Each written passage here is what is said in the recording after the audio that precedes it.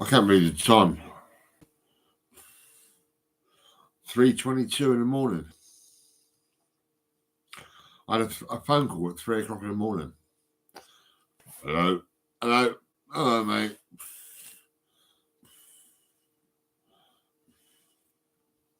That's crazy.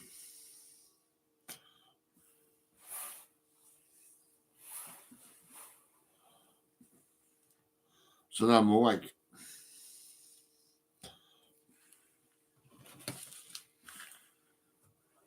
Soon it'd be 4:30, and then 5:30, and then 6:30, and I'm like, oh.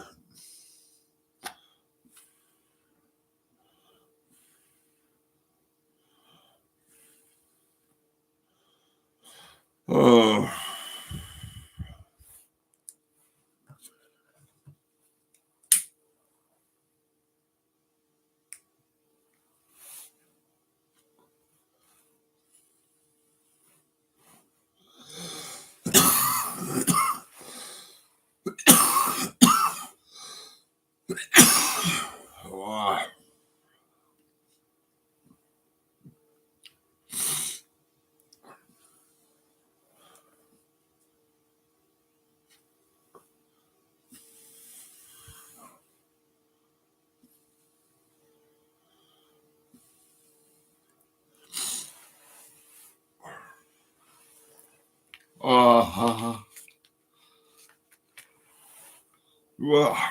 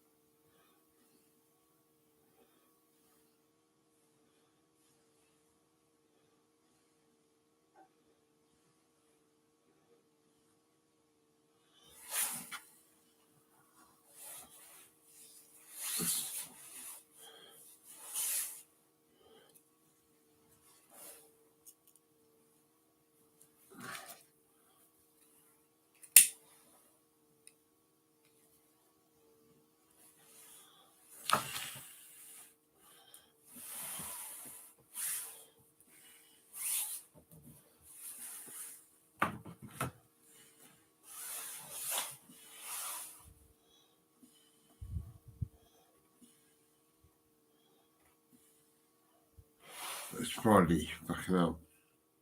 That's crazy.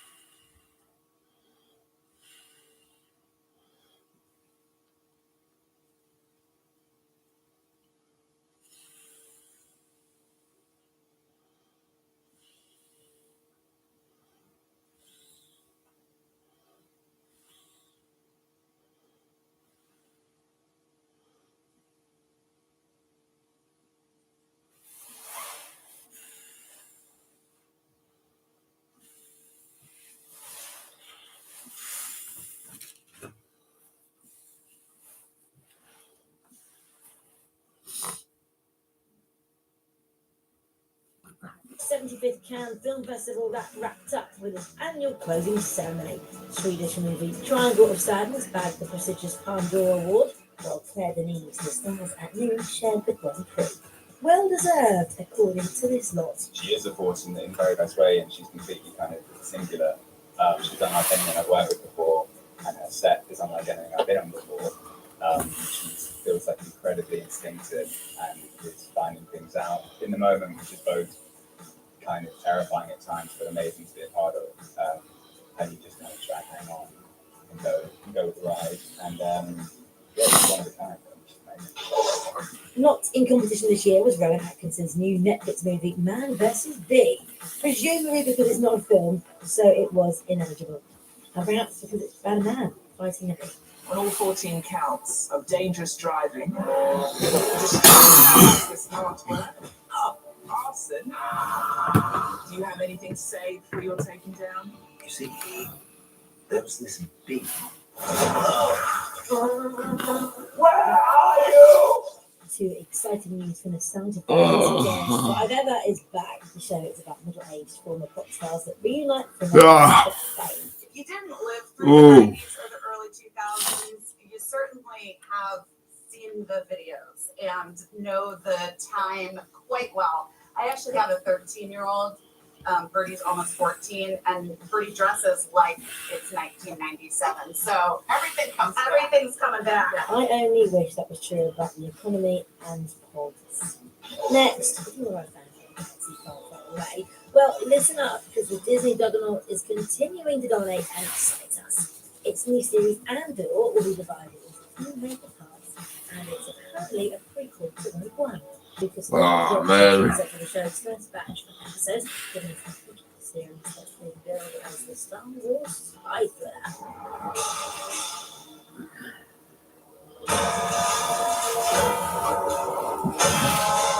Lucasfilm have been busy because they've also treated us to this. I finished enjoying them already. Willow has a brand new trailer, and it features none other than Willow.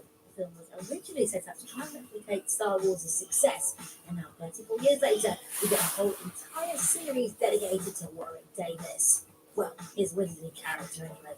He's not in training anymore, but get this, he has his own staff now. Willow is moving up in quality. We loved him in the series, and now the Bob's Burger Crew have their very own big movie. She did the voices behind it, and this gave us the perfect history to talk about, well, burgers, of course. I was thinking we could create our own burger names by getting our first pet name, our favourite colour, and our favourite food. Bluey Blue Chocolate. Bluey Blue Chocolate. Yeah. Oh, that's like a song. Like Bluey Blue Chocolate. Maybe not. Boggy Green Guinness. Guinness. I mean, I Laura. probably chaos here, haven't I? Let's be honest. That's crazy. No, but I actually think Larry versus the burger. If we can pitch that for the second movie, that would be amazing, guys. Well, there you have it. You might well just see one of those burgers in a restaurant near you very soon. See ya.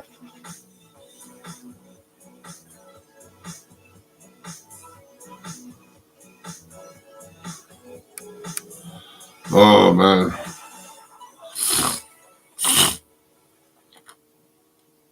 Join this fun-loving bottle. Never a dull moment. Some inspiration Try my brand new flavour slush. It's free. and a cheap summer getaway. £3.50. That's a bargain. The British way. There's a black buckle. We can always have a little deal on the price. Good, very good year. Cheers. We are living with friends. Hello. Bargain loving Brits by the Sea. Starts Sunday at 8 on Channel 5 at Night 5. The early hours of Friday morning on Channel 5, and at 4:25, join Dan Jones, navigating a canal that rises 500 feet above sea level, scaling the steep Pennines. Building Britain's Canals follows Tractor World and a warning for offensive language. That's Channel 5. What the fuck? They're big, they're bad, and they're awesome. Tractors come in all shapes and sizes, and they can do just about anything. Brazil is one of the countries that the European metal industry is looking more and more to source raw materials as the sector struggles with shortages following the invasion of Ukraine by Russia. We travel now to Southern Europe, where steel plants are also facing high energy costs, as two of the thousands of workers whose livelihoods depend on the steel mills and foundries of Italy's industrial north. Our correspondent Jessica Parker travelled to Brescia. Like this. Steel runs through the veins of this community, but it's an industry under strain. With the war in Ukraine and COVID lockdowns in China, global trade is being disrupted. Here they feel the impact of crises erupting many miles away. Paolo tries to stay positive, but he's on reduced hours as factories grapple with volatile energy costs. The father of two started work aged 15. Now his life savings are gone. Our finances are zero. That's to say that they are under. We're in the red, but with the hope of trying to break even. During your 40 years in the industry, is this the worst you've known? This is the worst moment I have seen, because no one can predict what will happen, whether it is steel or other construction or car production. But Brescia's metalworks still binds people together. Mirella and Lucas met at this foundry. She says there was a spark between them. Now living together, two steady wages are up against rising food, petrol and energy prices. With regard to electricity, we have recently suffered like everyone. Our bill has doubled, even though we are never at home, because we leave in the morning at 7 and we arrive home at 5 in the evening. We are tightening our belts a little more. Instead of saving a lot, you will save less. If this is life, you have to accept it. Orders at this cast iron foundry continue to flow, but a crucial source of raw materials was the besieged Ukrainian city of Mariupol. Now shortages have ignited higher costs. Over at one of Italy's largest steel mills, there are mountains of scrap metal. Some 7,000 tons are melted down here in a day, a production line that burns through electricity. These are freshly made bars of solid steel. You can really feel the heat, and they make around 100 of these an hour here.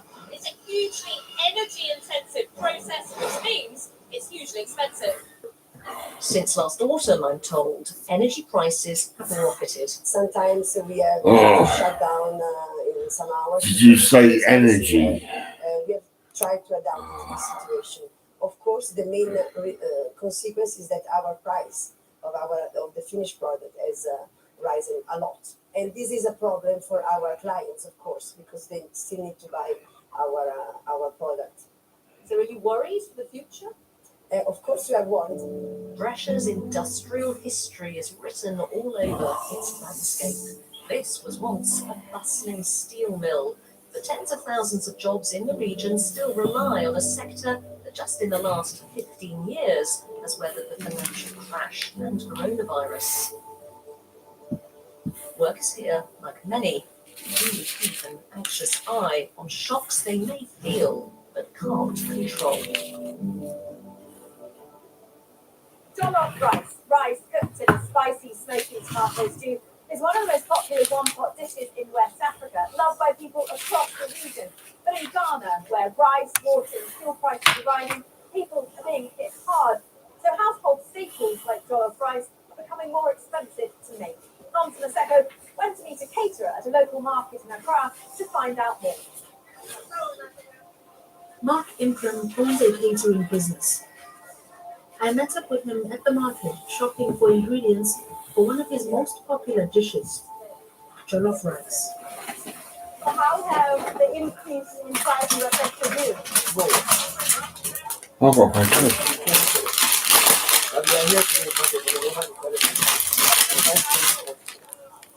And you bought it for 20 CDs last week, 7 days ago. And now it's double the price. And I have to explain why. And then the box, that is the box, yeah. Normally it was around 1,200. But she's selling it today, it was 2,500. I mean, it's difficult for you to put together a budget. It's markets like this one where consumers used to come to buy basic food items because they were much cheaper. But now things have changed because food prices have more than doubled everywhere in just the last few weeks. Please, I'll need oil. 25. How much? What have you found yourself having to stop buying because of the prices? I used to buy oil in bulk, but now I'm even struggling to buy one. What about the spices? Because you've got other things in. Maggi, 12, 13 cities, 18 cities now. And it's like everything. The last time I got it's one of the spices I use to prepare my jollof. Must be very difficult. Very. Rice, which is fast becoming a staple, is mainly imported from Asia. But local wholesalers have been forced to cancel orders in recent months due to the depreciation of the local currency against the US dollar.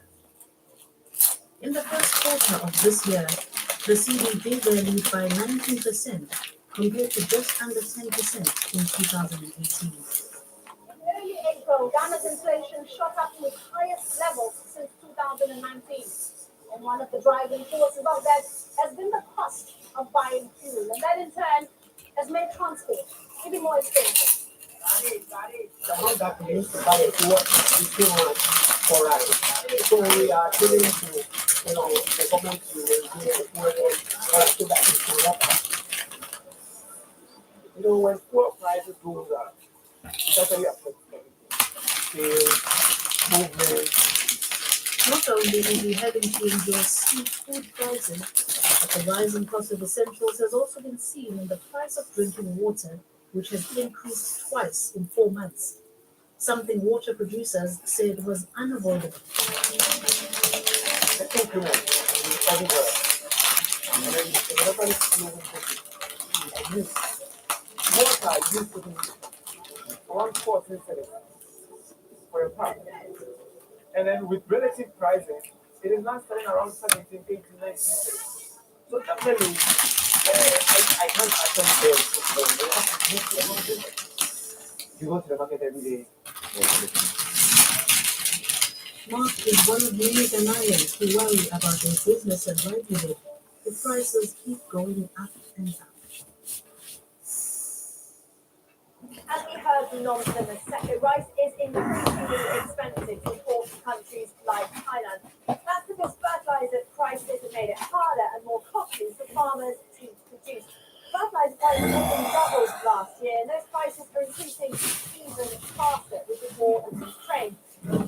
farmers in Thailand briefly.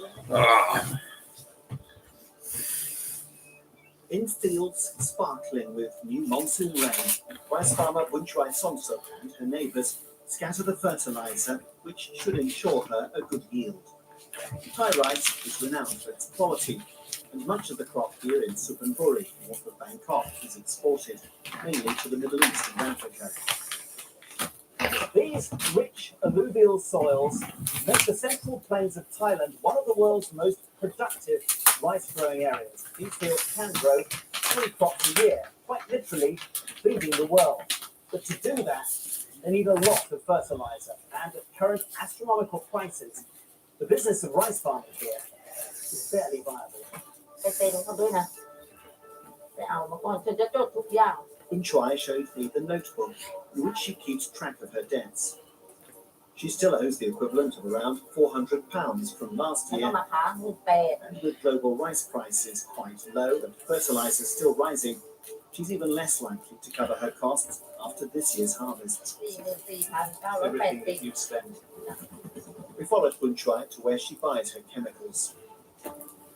These have been an essential part of the so-called Green Revolution, which has brought spectacular improvements in food production to this region.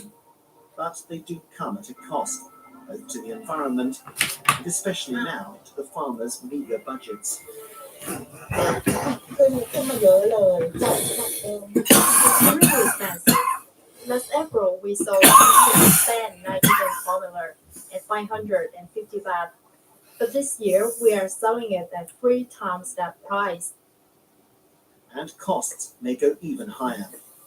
Thailand imports more than 90% of the ingredients for its fertilizer, but the government has actually been keeping the price down below world levels, something manufacturers say can't go on much longer. Our government asked us to cooperate and help the farm. Of course, we can stand for that for a certain period of time. They give us a ceiling price, which is set up 7-8 years ago. So are your members making a loss at the moment? Some of the members that follow the law, shall I put it that way? They're losing money. Losing money. ปลาเดี๋ยวไปย่างเกี่ยวมากนี่ตาตรงหัวยาง There are rice farmers, though, who made themselves less vulnerable to the soaring cost of fertilizer. Udon Pramongsa lives in one of Thailand's least fertile regions in the northeast. Making a living here is even harder than in the central plains. But Udon has joined a German-funded project which helps farmers to reduce the use of fertilizer while still getting roughly the same crop yields. The instructor Montri is telling her and her neighbor Songkran how the war in Ukraine is driving up prices.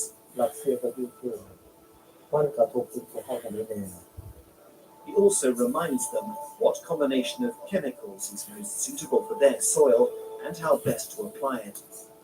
With this knowledge, she's already cut her fertilizer bills by close to half.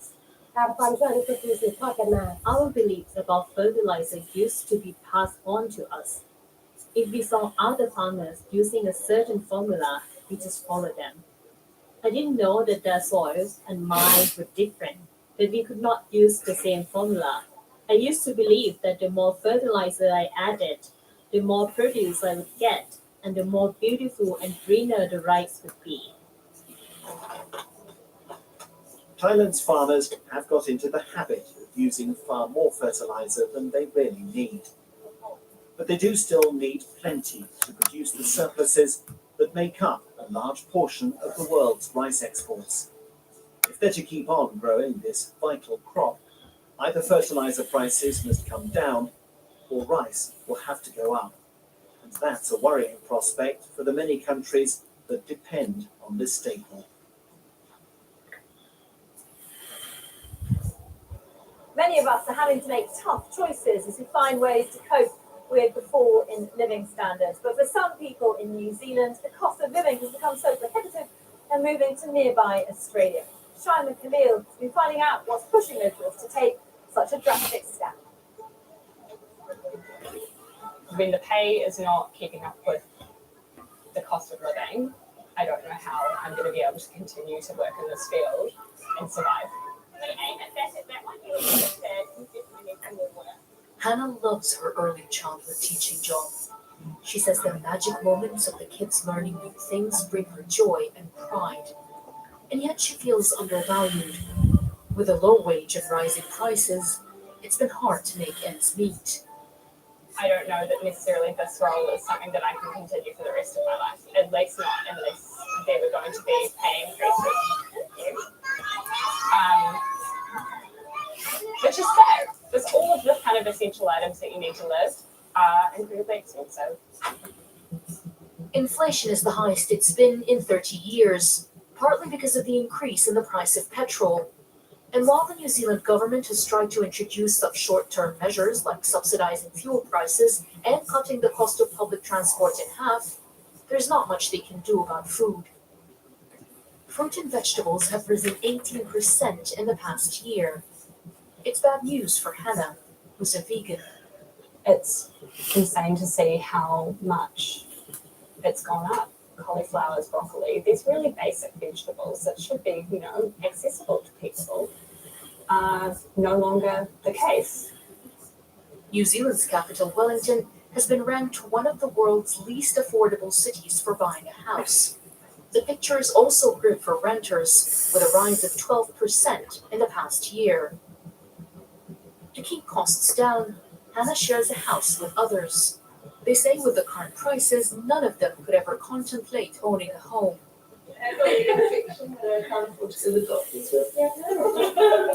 Like I'm in the process of selling my computer because I'm like, well, I'd rather not have a computer and have something to. So At least 3 of this small group are thinking about leaving New Zealand.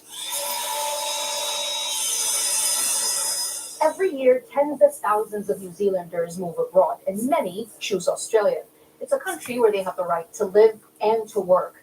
And lately, the rising cost of living in New Zealand has been a major push. Take Chris and his family. They've recently left Wellington to start a new life here in Brisbane. Chris is a builder. He and his wife, Harmony, decided to move here a few months ago. Despite owning their home and both earning fairly good salaries back in Wellington, we're still struggling. We've noticed Australians saying, all the cost of living is going up, and we're looking at it like that was the costs 5 years ago for us. Leaving New Zealand and being away from the rest of her family was a difficult decision for Harmony. When are you going to go back home? I'm not going home. That New Zealand is home. You don't get a choice. If you want to live, you have to move. Or New Zealand has to change. And I want a future for my children, and that's not in New Zealand.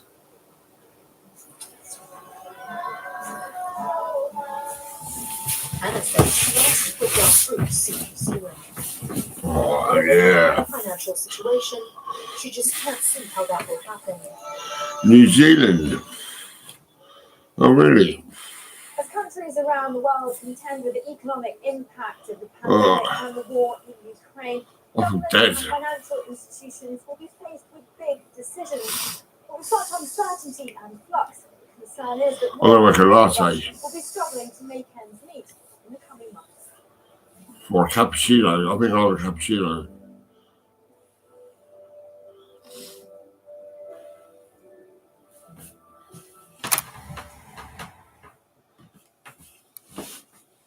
Oh, yes. Hello there. We're going to see a mixture of sunshine and showers over the next few days, with some stronger winds as well. The reason for all that lot, this large area of low pressure, it's actually an ex-tropical storm, and that's going to get steered to the northwest of Scotland and bring the strongest winds into Scotland in the next few days. Now, during Thursday, we had cloud pushing in across the UK. Didn't bring an awful lot of rain, mind you. And following on from that cloud, we saw clearer skies tending to move in from the west. And those clearer skies are pushing into many parts of the country overnight. So if you're heading out first thing in the morning, these are the temperatures, typically 12 to 15 degrees. Not a good day, though, for hay fever sufferers on Friday, because we've got very high grass pollen levels across England and Wales. We could start the day with some cloudy, damp weather to clear away first thing from the southeast of England. Otherwise, plenty of sunshine for England and Wales, some patchy cloud, 1 or 2 showers in the west, but many places dry. The bulk of these showers coming into Scotland and Northern Ireland, they could be heavy, possibly thundery, and the winds will be stronger here as well. More sheltered eastern parts of Scotland should see temperatures of 20 degrees and we're widely over 20 Celsius across England and Wales. Promising start to the second test match at Trent Bridge. It looks dry on Friday, dry through the weekend and into Monday as well. May turn a little bit cooler. We've still got those fairly brisk westerly winds. There's our area of low pressure as we head into the weekend. It's getting steered between Iceland and Scotland and it's still going to bring some windy weather, perhaps a little more widely on Saturday. Strongest winds continue to be in Scotland. Gales in the far north of the country, showers or longer spells of rain here. Also some showers in Northern Ireland, maybe one or two more for England and Wales. But still, many places will have a dry day. And temperatures probably still reaching 22, maybe even 23 degrees in the southeast of England. During the second half of the weekend, that area of low pressure starts to pull away from our shores. Higher pressure in the south. The winds won't be as strong, I think, on Sunday. And we're likely to have fewer showers, I think, on Sunday. Lighter showers as well. Most of the showers will be in western Scotland. Again, some decent spells of sunshine for England and Wales. The temperatures ranging from around 15 degrees in Glasgow to a high of 21 Celsius in London.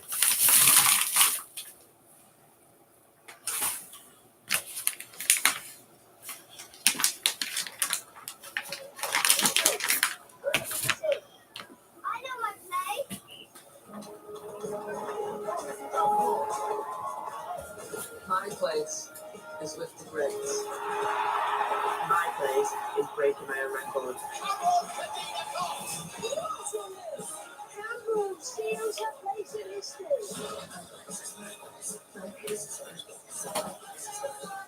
Up next, Nat Sever, the innovator.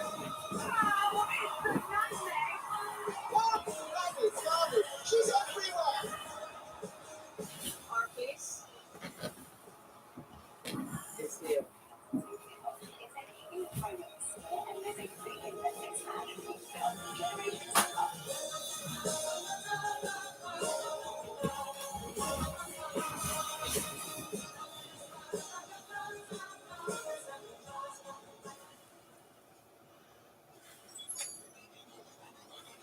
Welcome to Click. We're outside again.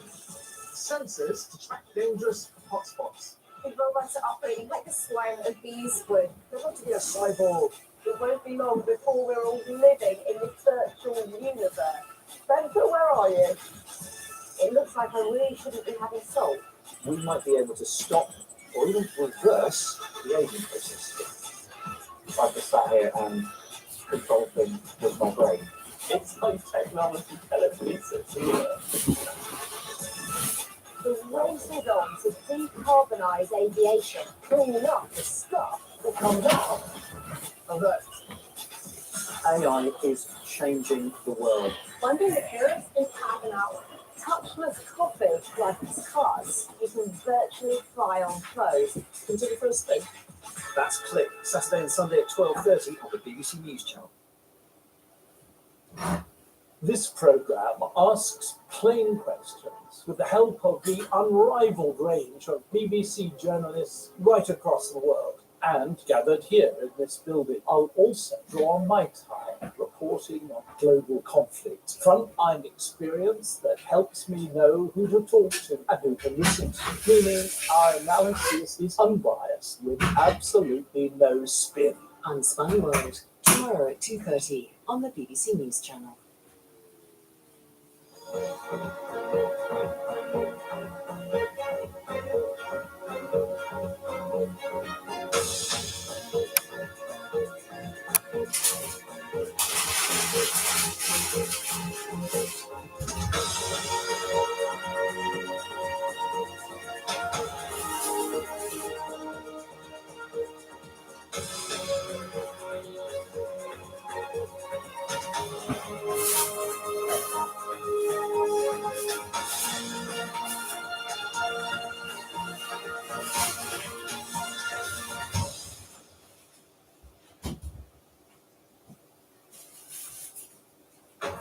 Hello, this is BBC News. I'm Simon Pusey. Our top stories. Pointing the finger of blame, the committee investigating the attack on the US Capitol condemns Donald Trump and Republicans. I say this to my Republican colleagues who are defending the indefensible. There will come a day when Donald Trump is gone, but your dishonor will remain. Previously unseen footage was shown, and there was testimony from those who tried to defend the building. They were bleeding, they were throwing up, they were, they had, I saw friends with blood all over their faces. I was slipping in people's blood. 2 British and 1 Moroccan man fighting with the Ukrainian army are sentenced to death by a Russian-backed court. And tributes are paid to Bruce Kent, the veteran British peace campaigner who's died at the age of 92.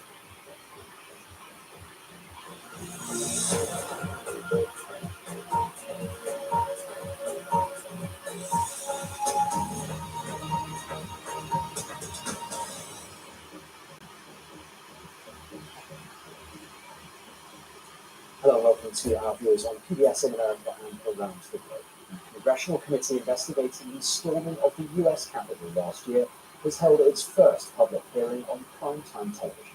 It says it's established that the former President Donald Trump conspired to overturn the result of the 2020 election. Graphic footage was shown of the riots at the Capitol building in Washington last January when supporters of Mr. Trump tried to prevent the peaceful transfer of power to President Biden. The committee spent almost a year investigating the attack. While some Republican leaders called the hearings a Democratic smokescreen to promote a radical agenda, but Liz Cheney, the committee's Republican vice chair, said Mr. Trump had summoned the mob, lit the flame of the attack, and then failed to intervene to end the violence. She called on her party colleagues to honor the oath that binds them to uphold the Constitution. Tonight, I say this to my Republican colleagues who are defending the indefensible. There will come a day when Donald Trump is gone, but your dishonor will remain. Finally, I ask all of our fellow Americans, as you watch our hearings over the coming weeks, please remember what's at stake. Remember the men and women who have fought and died so that we can live under the rule of law, not the rule of men. Ms. Cheney speaking there. Well, I'm joined now by our correspondent, Anthony Zerka. And Anthony, just how momentous and powerful was today's hearing for the United States and for those people involved? Well, I think there was a lot that was powerful here. There was first-person testimony about the attacks on the Capitol, and there was video footage that was also very powerful. And I think what you saw from the members of the committee early on were trying to lay all of this, the attacks, the run-up to it, the questioning the election, all of that at Donald Trump's feet, that he was responsible for it, that he set the stage, and that January 6th wasn't a one-off event. It was something that Donald Trump instigated, led to, and was responsible for. Yeah, Anthony, the hearing's first live witness testimony came from police officer Caroline Edwards, who was on duty on the Capitol on January the 6th. She described a memory of the day that stood out vividly in her mind. Let's take a little listen to that. I can just remember my breath catching in my throat because what I saw was just a war scene. It was something like I had seen out of the movies. I couldn't believe my eyes. There were officers on the ground, they were bleeding, they were throwing up, they were, they had, I saw friends with blood all over their faces. I was slipping in people's blood. I was in the committee room as she was testifying just a few hours ago, and you could feel the tension, the emotion as she was recounting her experiences. There were a number of members of Congress who were in the Capitol during the attack, sitting right behind me at the table, and you could tell they were visibly shaken by her testimony and also by a video that played early on that included body camera footage from police officers who were on the front line confronting these protesters as they stormed the Capitol, that were being beaten back and assaulted by these protesters, as well as live camera footage, security camera footage from in the Capitol that were showing minute by minute the protesters as they breached the lines, as they entered the building, as they stormed the hallways, and as members of Congress and House staffers fled for their lives because they were fearful that the violence was going to reach them in their offices.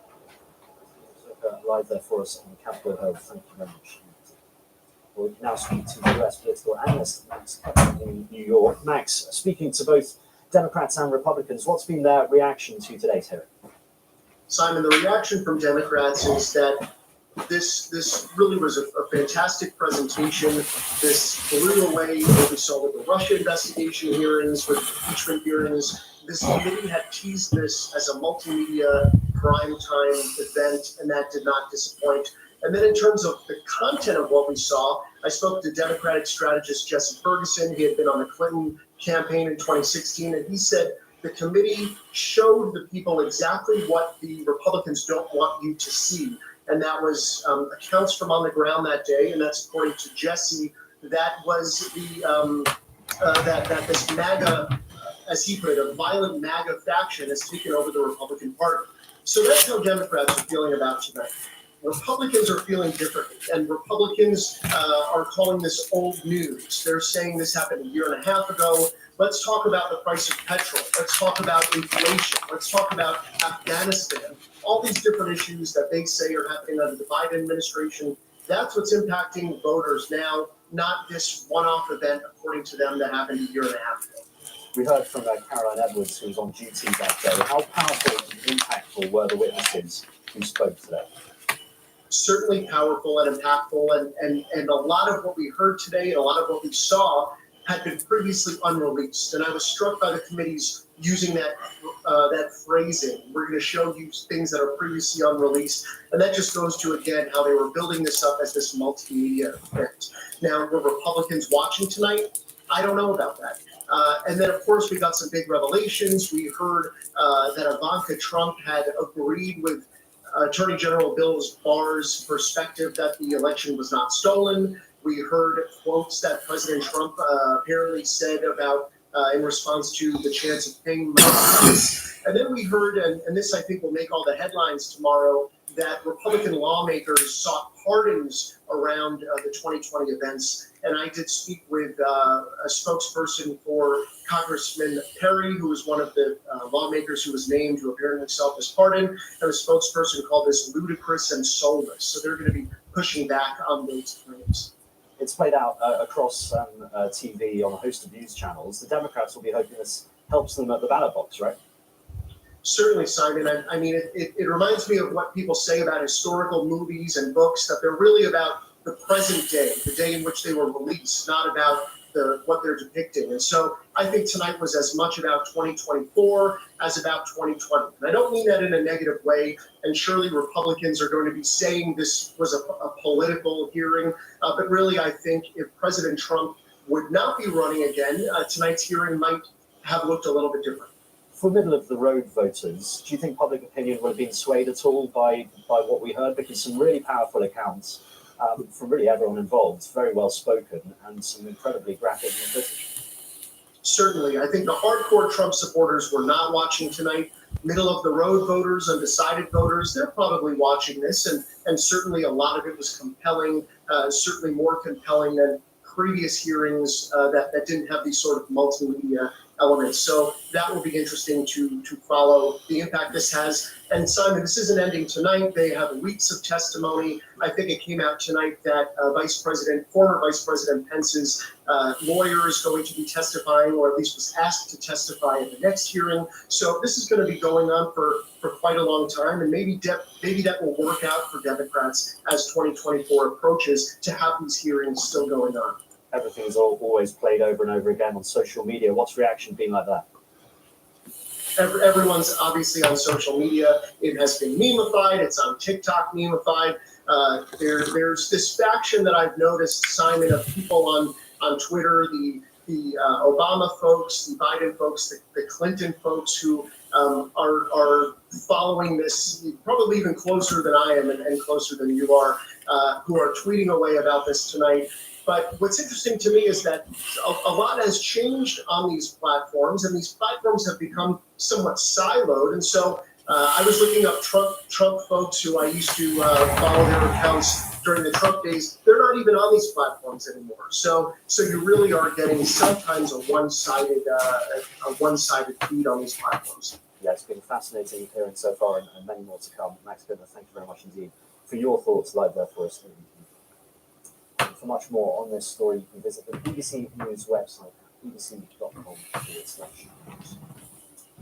Do stay with us here on BBC News. Plenty more still to come, including veteran peace campaigner and anti-nuclear activist Bruce Kent, who has died at the age of 92. Oh, man.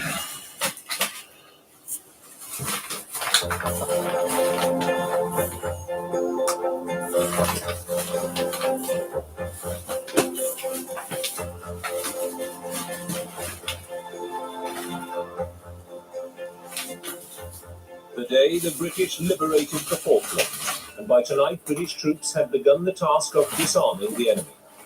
In the heart of the West German capital, this was Gorby Mania at its height. The crowd packed to see the man who, for them, has raised great hopes for an end to the division of Europe.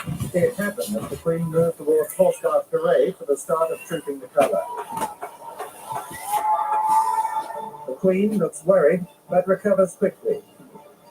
As long as they'll pay to go see me, I'll get out there and kick them down the hills. What does it feel like to be the first man to go across the Channel by your own car? That's pretty neat. Feels marvelous, really.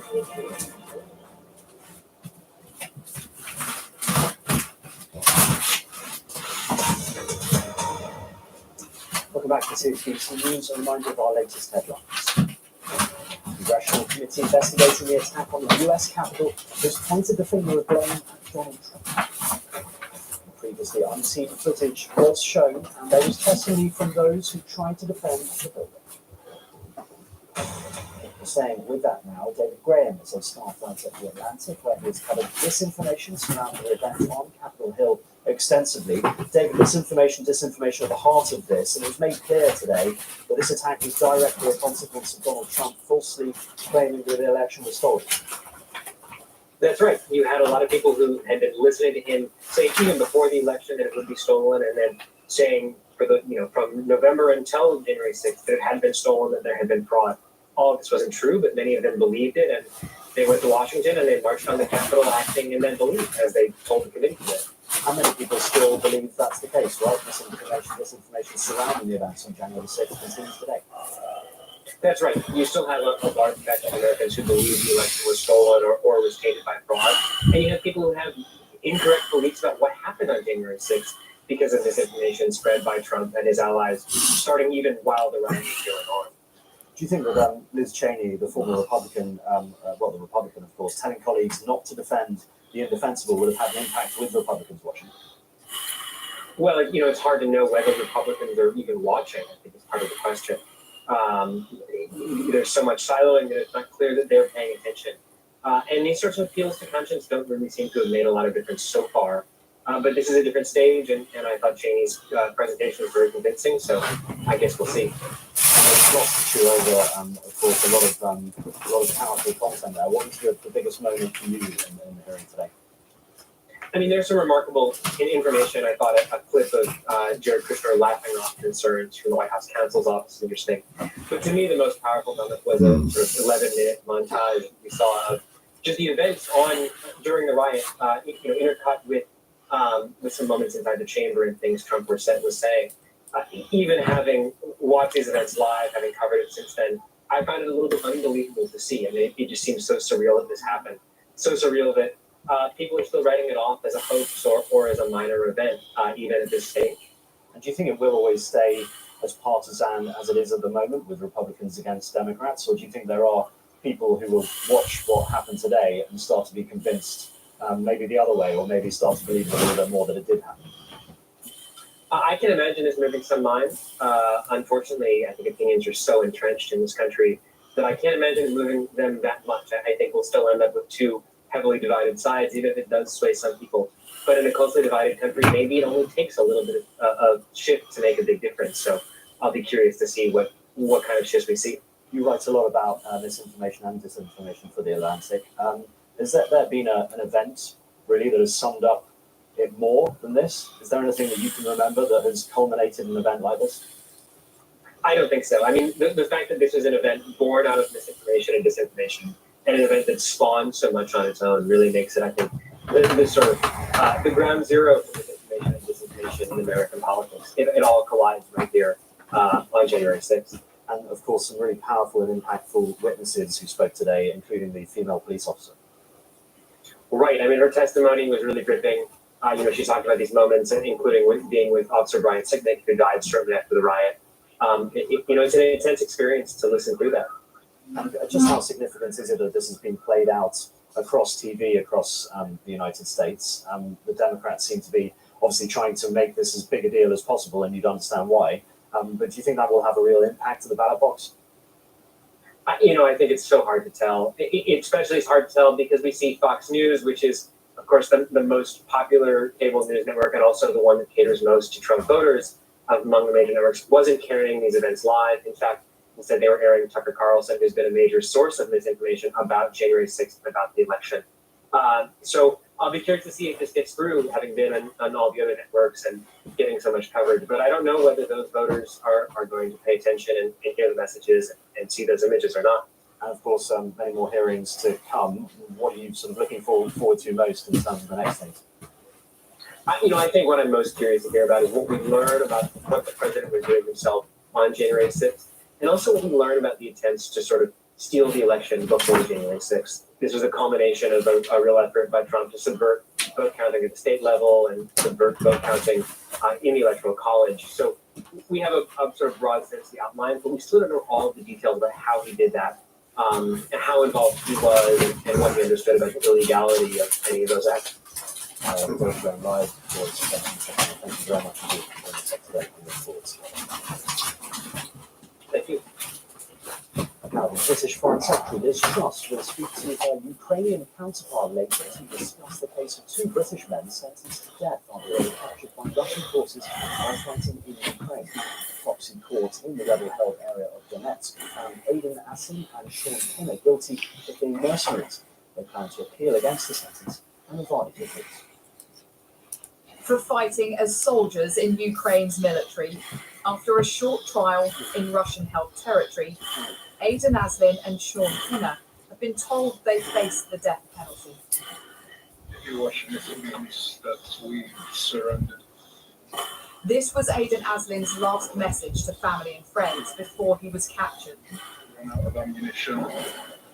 Didn't really have any other choice other than to surrender. He'd spent weeks defending the Besieged city of Mariupol before his unit had to give themselves up. To lay down our arms and head towards the Russian soldiers. Days later, his family in Nottinghamshire watched as footage of him emerged, looking bruised and in handcuffs on pro-Russian media outlets, being interrogated about his actions. Footage of prisoners of war being paraded on television is viewed as a breach of the Geneva Conventions. There have been many Ukrainian soldiers captured during the fighting, but it's pretty clear as British men in this conflict, their treatment has been very different. Now, the court footage shows them only answering that they were happy for the trial to proceed without witnesses, but it's unclear, of course, what duress they may have been under. What has happened today, I think, is one of the most extraordinary things I've seen in recent years. British citizens being in a show trial and then condemned to death for no reason whatsoever. The Russian ambassador and the Russian government need to know they won't get away with this. Since the Russian invasion of Ukraine, many foreign fighters have travelled there to join the International Legion and other groups helping to defend the country. But Aiden Aslin and Sean Pinner were different. They had been fighting in Ukraine's military for a number of years. Aiden Aslin passed out as a Marine after moving to Ukraine in 2018 and was engaged to be married to a Ukrainian. But Russian channels have called the men foreign mercenaries and are reporting that they will face a firing squad. The Foreign Secretary Liz Truss has called it a sham judgment with no legitimacy. Their families are hoping it may be possible to negotiate a prisoner exchange. But for now, for their involvement in Ukraine's conflict, they've become part of Russia's propaganda war. Emma Vardy, BBC News. A gunman has opened fire inside a manufacturing facility near Hagerstown in Maryland in the United States, killing at least 3 people and wounding a 4th. The suspect was wounded during a confrontation with a Maryland State Police trooper and has been taken to hospital. US Secretary of State Antony Blinken has said Iran's decision to remove 27 surveillance cameras from its nuclear sites will undermine efforts to revive the 2015 nuclear deal. But the Iranian president said his government wouldn't back down from its position. Iran's move came a day after the UN nuclear watchdog adopted a resolution criticising it for failing to cooperate. Now, the veteran British peace campaigner and political activist Bruce Kent has died at the age of 92. His family said he passed away after a short illness. Bruce Kent was a prominent member of the Campaign for Nuclear Disarmament and led the organisation throughout much of the 80s. The BBC's Tim Allman looks back at his life and career. Hyde Norton was one of the places chosen by supporters of the Committee of 100 in the latest demonstration of the Ban the Bomb campaign. The struggle to ban the bomb stretched back almost as far as the weapon itself. One of the most familiar faces in that fight was Bruce Kent, a one-time Catholic priest and fierce proponent for peace. When we see the starvation on television and remember how people are suffering around the world, let us remember that is happening because of the gross and disgusting waste on weapons, nuclear and conventional, in this world. His fellow campaigner, British lawyer Helena Kennedy QC, said he was a huge influence on my life and his commitment to peace and human rights was inspirational. The Archbishop of Liverpool, Malcolm McMahon, said Bruce Kent made a lasting contribution to the peace movement within the Christian churches and much further afield. And Kate Hudson, the General Secretary of the Campaign for Nuclear Disarmament, said his leadership of CND in the 1980s was the embodiment of integrity, creativity, and sheer determination. Bruce Kent was born in London in 1929. After a stint in the Royal Tank Regiment, he was ordained as a Catholic priest. He was a natural campaigner against the bomb, against poverty, against apartheid. Bruce Kent was charismatic and he was sometimes controversial, but he never lost his passion for peace and a desire for a better world. The British peace campaigner Bruce Kent, who's died at the age of 92. Now, the remains of Europe's biggest land-based predator, a dinosaur, have been found on the Isle of Wight. Experts say the bones show it was an immense creature, as Duncan Kennedy reports. It's been called a giant killer. As high as a house and as long as a bus, this Spinosaurid is a colossus in the Cretaceous era. This is one of the significant pieces. This is half of the backbone.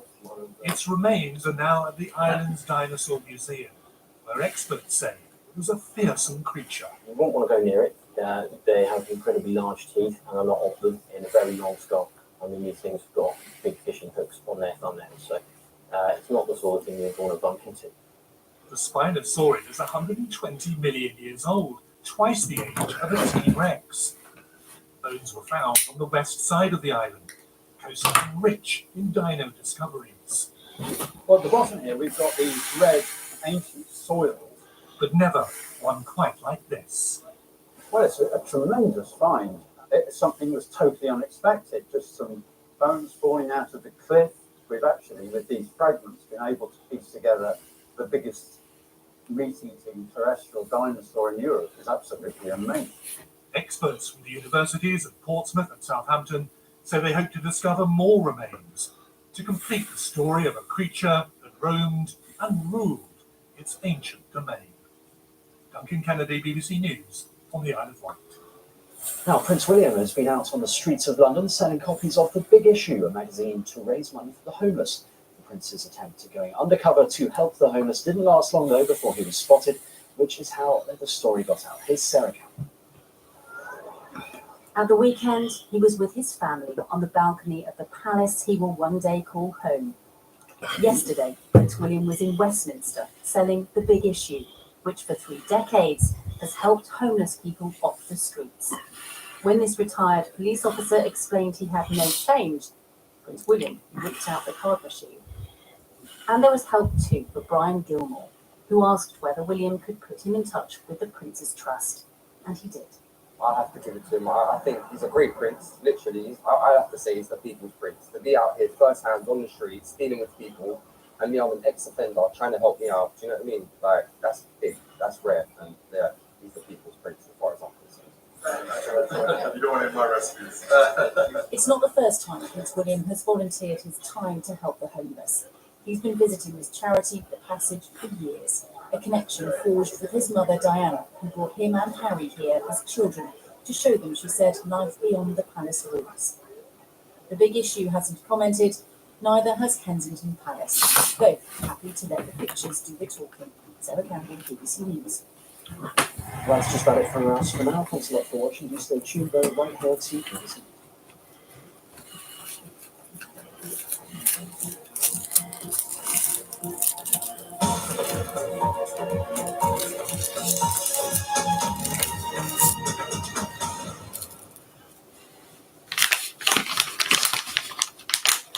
Hello there, we're going to see a mixture of sunshine and showers over the next few days, coupled with some stronger winds as well.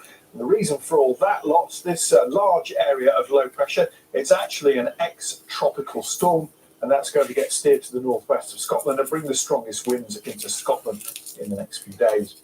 Now, during Thursday, we had cloud pushing in across the UK. Didn't bring an awful lot of rain, mind you, and following on from that cloud, we saw clearer skies tending to move in from the west, and those clearer skies are pushing into many parts of the country overnight. So if you're heading out first thing, I think I'll put some weed in it. Temperatures typically 12 to 15 Yeah. degrees. Not a good day though for hay fever sufferers Make a joint. on Friday, because we've got Oh, very yeah. high pollen levels quite widely across England and Wales. We could start the day with some cloudy, damp weather to clear away first thing from the southeast of England. Otherwise, plenty of sunshine for England and Wales. Some patchy cloud, 1 or 2 showers in the west, but many places dry. The bulk of these showers coming into Scotland and Northern Ireland, they could be heavy, possibly thundery, and the winds will be stronger here as well. More sheltered eastern parts of Scotland should see temperatures of 20 degrees, and we're widely over 20 Celsius across England and Wales. Promising start to the second test match at Trent Bridge. It looks dry on Friday, dry through the weekend and into Monday as well. May turn a little bit cooler. We've still got those fairly brisk westerly winds. There's our area of low pressure as we head into the weekend. It's getting steered between Iceland and Scotland, and it's still going to bring some windy weather, perhaps a little more widely on Saturday. Strongest winds continue to be in Scotland, gales in the far north of the country, showers or longer spells of rain here. Also some showers for Northern Ireland, maybe 1 or 2 more for England and Wales, but still many places will have a dry day. And temperatures probably still reaching 22, maybe even 23 degrees in the southeast of England. During the second half of the weekend, that area of low pressure starts to pull away from our shores. Higher pressure in the south. The winds won't be as strong, I think, on Sunday. And we're likely to have fewer showers, I think, on Sunday. Lighter showers as well. Most of the showers, I think, will be in western Scotland. Again, some decent spells of sunshine for England and Wales. And temperatures ranging from around 15 degrees in Glasgow to a high of 21 Celsius in London.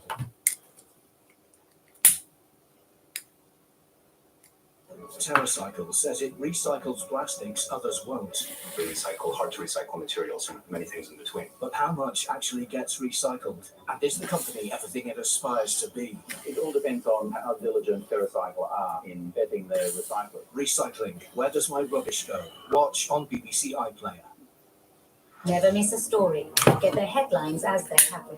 And watch BBC News live wherever you are. Download the BBC News app. And it's a really stark reminder of just how fierce the fighting was all along these roads into Kiev. When prices rise this fast, it hits everyone. It's like hustling the hardest you can hustle every day just to get through. What happened here in Uvalde has reignited a nationwide debate about gun control. Over the last year, NASA's Perseverance rover has revealed the planet as never seen before. The BBC News Channel. More than just the headlines. We are built-up cities, concrete and steel. We are the Emerald Farmers Fields. We are champions, signed and sealed. We are where we're going and where we are, as well as where we're from. We are here. We are all of this rolled into one. Real stories told by real people. We are England. Watch on BBC iPlayer.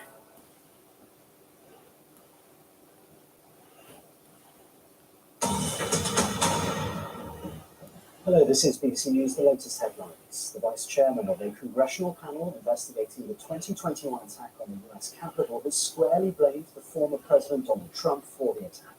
Liz Cheney said Mr. Trump had summoned the mob, lit the flame of violent unrest, and then failed to intervene with his supporters. Making public its initial findings from a year-long inquiry, the congressional panel presented video showing that even Mr. Trump's daughter, Ivanka, did not believe his claims of election fraud.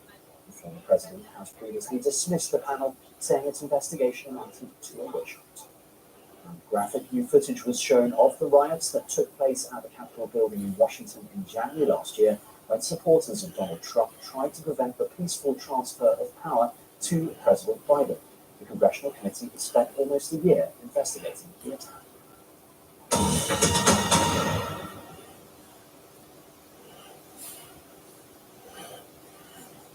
Now on BBC News, it's time for Hard Talk. Welcome to Hard Talk. I'm Stephen Sack. When Vladimir Putin ordered his invasion force into Ukraine in late February, is this the scenario he imagined for early June?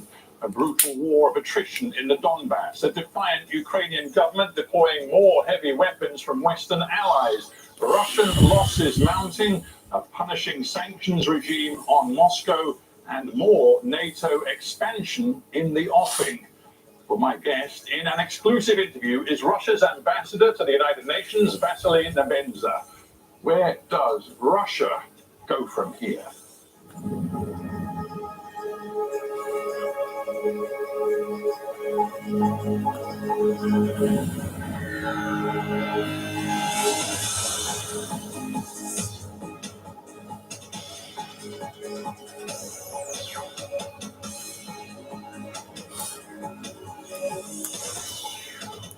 Hard Talk. Ambassador Vasily Nebenza at UN headquarters in New York. Welcome to Hard Talk. Good afternoon, London time, Mr. Secretary. It's a pleasure to have you on the show, Ambassador. Let me ask you this. After more than 100 days, would you say that Russia's invasion of Ukraine is going to plan?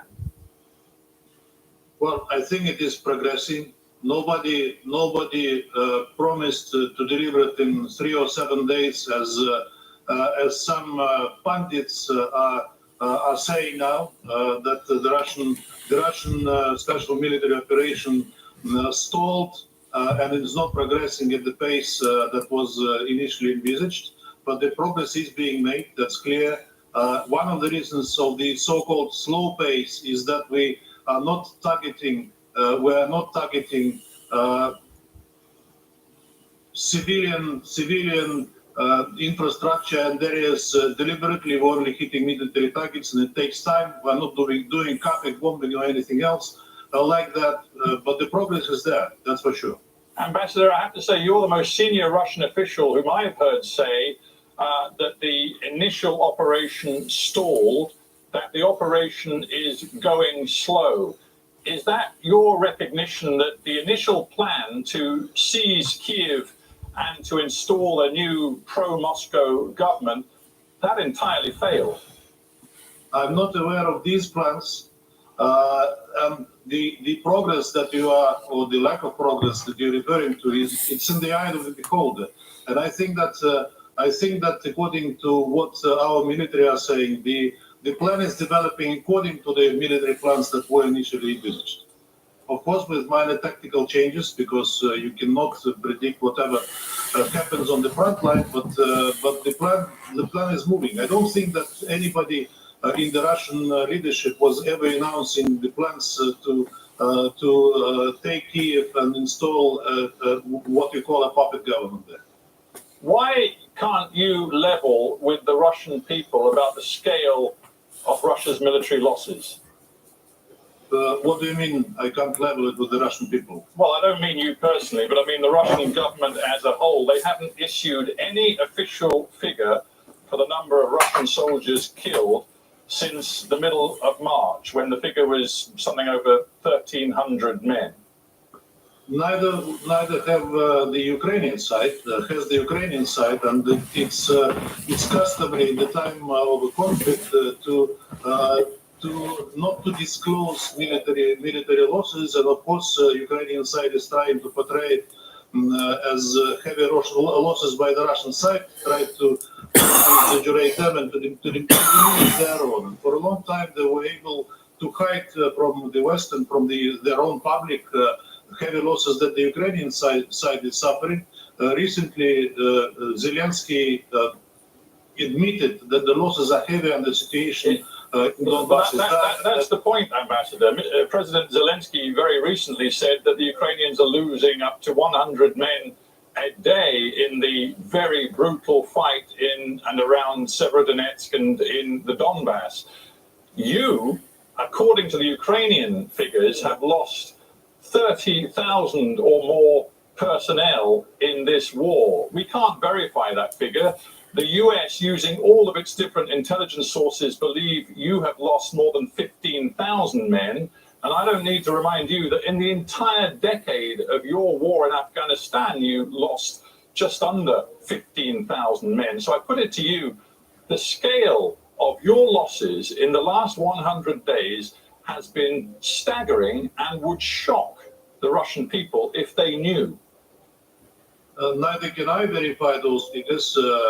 As I said, they're not being disclosed, and there is a clear trend during the time of the conflict to exaggerate the opponent's losses. So I cannot tell you the numbers, and I cannot verify what the Ukrainians or the US is saying about.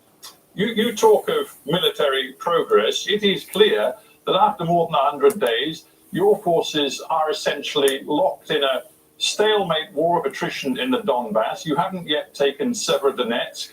You're unable, it seems, to take the whole of Luhansk, let alone the whole of Donbass. And if that represents progress, I'm just wondering what the plan is. Give it the time, you will see the liberation of all the Donetsk and Lugansk oblasts. That will hopefully take place soon. You asked me what the plan is. The plan was the initial plan. The aims of the operation were announced publicly. That was neutrality of Ukraine, demilitarization and denazification of the country, and the liberation of Donbass was the primary goal, which is being implemented at the moment. Is Russia going to stop using conscripts in this war? Vladimir Putin promised back in March that it wasn't happening. A day later, the Russian Defense Ministry admitted it was happening, and the BBC just last month spoke to a mother of two young sons, both of them conscripts, who ended up fighting in Ukraine. Is that going to stop or not? There were reports in the beginning of the conflict, of the special military operation, that indeed there were a few conscripts that were in the army, not the people who served their own contracts, and that was immediately rectified. I do not know about any new cases of conscripts being sent to Ukraine, but I know that Zelensky declared the complete and total mobilization of the country, and I know that he's sending young boys without any military experience to the front line. It seems a month or two ago, you and other senior Russian diplomats were very keen to tell the United States and Europe not to send heavy weaponry to Ukraine. In the words of Sergei Lavrov, if they did so, there would be very serious consequences. And he said, indeed, it might raise the possibility of escalation to the point of nuclear confrontation. Those heavy weapons are now being sent, including multiple rocket launch systems from the United States. And what a wanker. Fucking Russia. Fucking, they're losing. So where are these consequences? I read a quotation recently of one an assistant defense secretary of the U.S. who said that the U.S. does not want to escalate the conflict, but Russia has no say in what U.S. can or cannot supply to Ukraine. I would agree with the latter part of the sentence, but he should have dropped the former one then, because this is a clear escalation of the conflict. We said that if the guy's a wanker.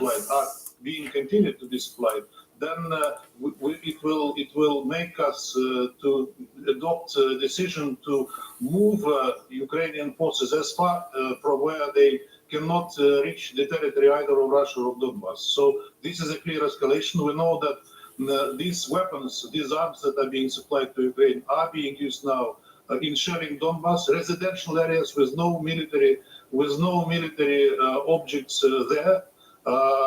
So, you know, this only testifies this is not a war with Ukraine. Ukraine is just a pawn in a bigger geopolitical game.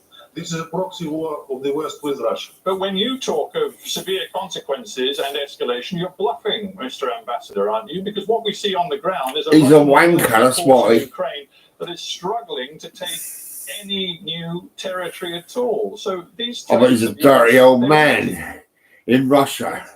What a wanker! We'll see how much we are struggling there and what progress would be achieved by them. International law is at the very center of what you do day on day inside the United Nations. How does it feel to be the representative of a country that is how do you feel by the international getting section wanker? To be conducting Come on, tell me. Who are you calling the international community? European Union and US? Well, no, I'm looking at the International Court of Justice, the UN body, which has ordered Russia to end the invasion of Ukraine. Well, the West today is in a clear fit of delirium over what is happening in Ukraine.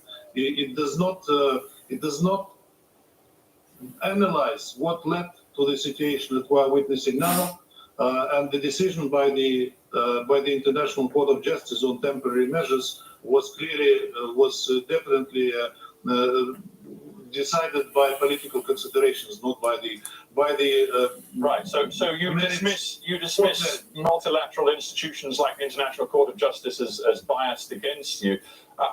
I just wonder whether it makes any difference to you when, for example, the UN High Commissioner for Human Rights, who is actually Chilean, Michelle Bachelet, she's not from the West, as you would call it, she has issued a statement saying Russian armed forces have indiscriminately shelled and bombed populated areas, killing civilians, wrecking hospitals and schools and other civilian infrastructure, actions which she says may amount to war crimes. We hear a lot of reports on the alleged Russian atrocities in Ukraine, which are not verified. They cannot be independently verified. But nobody, or very rarely, you speak about atrocities that the Ukrainian armed forces and nationalist battalion are making in Ukraine. Well, with respect, Ambassador, you probably know that I interview Ukrainian officials and I challenge them rigorously. I'm here today to challenge you rigorously, and you say that these, as you put it, accusations and allegations cannot be verified. In fact, they have been verified. The UN, which has people on the ground, says hundreds of children have already been killed inside Ukraine. Save the Children, an independent NGO, says more than 1,800 Ukrainian schools have been damaged and destroyed. And we know factually that nearly 400 Ukrainian healthcare facilities have been damaged or destroyed by shells and bombs. These are not accusations and allegations, Ambassador. These are facts which are the direct result of Russia's military operation in Ukraine.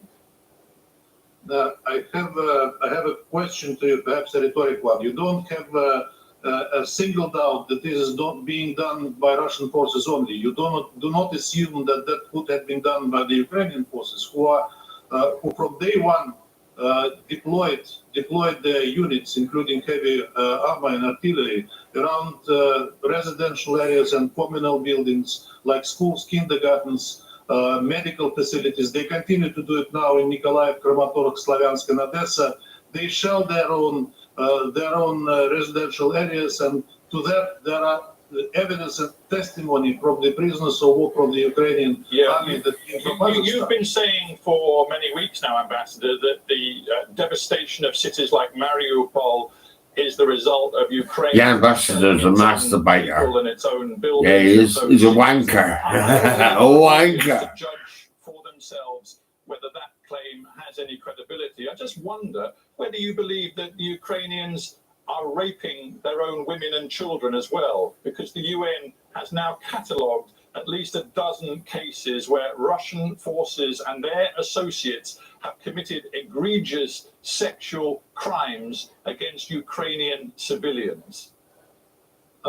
First, on residential areas in Mariupol, what Ukrainian armed forces and nationalist battalions were doing, and that's their habitual tactics. They send people to the basements. They send. Residents of those wanker.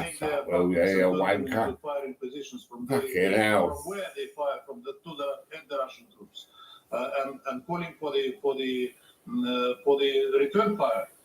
Now on the sexual violence, we just had a meeting on Monday, on the 6th of June, on Ukraine and sexual violence and conflict and trafficking in persons, and that was a peculiar meeting because no one who spoke, not a single delegation, as well as the chair of the European Council, Charles Michel, who came specifically to attend that meeting, could cite a single proof, for example, of sexual violence committed by the Russian army. We were the only ones who cited and quoted and gave an example of those sexual crimes that the Ukrainian forces have committed. I could repeat it today if you are eager to hear. Well, I'll tell you what. I can put the facts on the ground as reported by independent UN investigators to you. You can deny them and say they're fake and say that the UN is biased. We could spend the rest of the interview doing that. I just would like to make a slightly different point, which is one about truth-telling and credibility, Ambassador. We know that you have said untruths, even at the UN. You held up, for example, pictures of women after the attack on the maternity hospital in Mariupol. You claimed that the two pictures you had were of the same woman and that she was a fake. She was an actress. It wasn't true. Investigations showed that these were two different women. One of them died after the attack. The other was actually sent in the end by Russian forces to Donbass. So what you did was entirely untrue. You also claimed that you had evidence of leaks showing He's a wanker, that's why. weapons facility in Ukraine. Even one of Russia's respected scientists said that the evidence you presented was absurd, nonsensical and absurd. So you don't tell the truth, Ambassador. First, we have to finish on sexual violence. You said that we didn't cite a single example. We did. No, I didn't say that at all. I never said you didn't cite an example of sexual violence. Right. I said we could trade discussion on these particular accusations all day. I just wanted to put to you cases where you have been exposed for simply, I'll put it bluntly, not telling the truth. Before I'm exposed, as you say, let me finish. Do you want to see this wanker? I'll show you this wanker, right?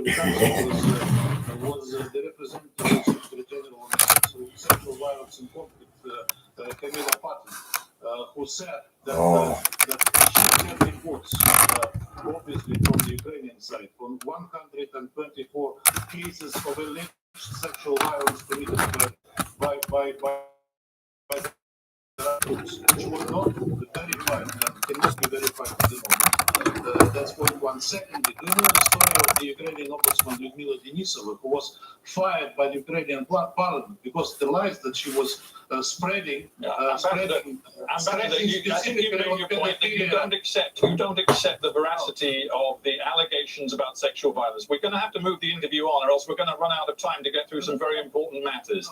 So about the case, I want to finish what I'm saying. She was fired because she was spreading lies, which was recognized by the Ukrainian parliament.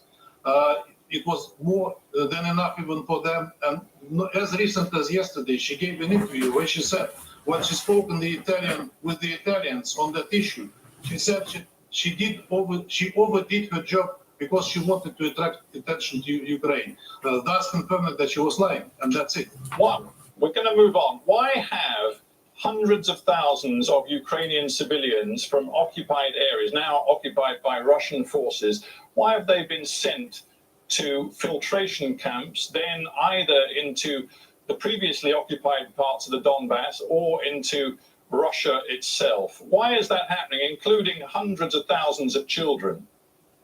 Hundreds of thousands of children, they are not being forcibly sent to Russia.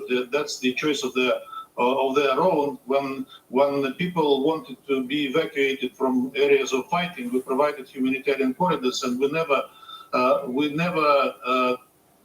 never told those people which way to go, west to east, and they chose that freely. Those people who are in Russia today, which amounts to 1.6 million people roughly, they made their free choice. They were not forced to move to Russia. How did you feel when your diplomatic colleague, a counselor at the UN for Russia in Geneva, Boris Bondarev, when he said, as he quit his post, he said, "Never have I been so ashamed of my country. It's all about," he said, "the job, but being a diplomat for Russia right now is all about warmongering, lies and hatred. When you see your country doing the worst things, it must be your decision to terminate your connection with that government. We all have to take responsibility."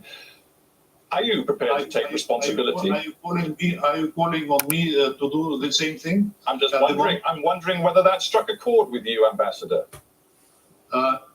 Well, we are a free country, and every person has the right to express his position on the one or the other issue.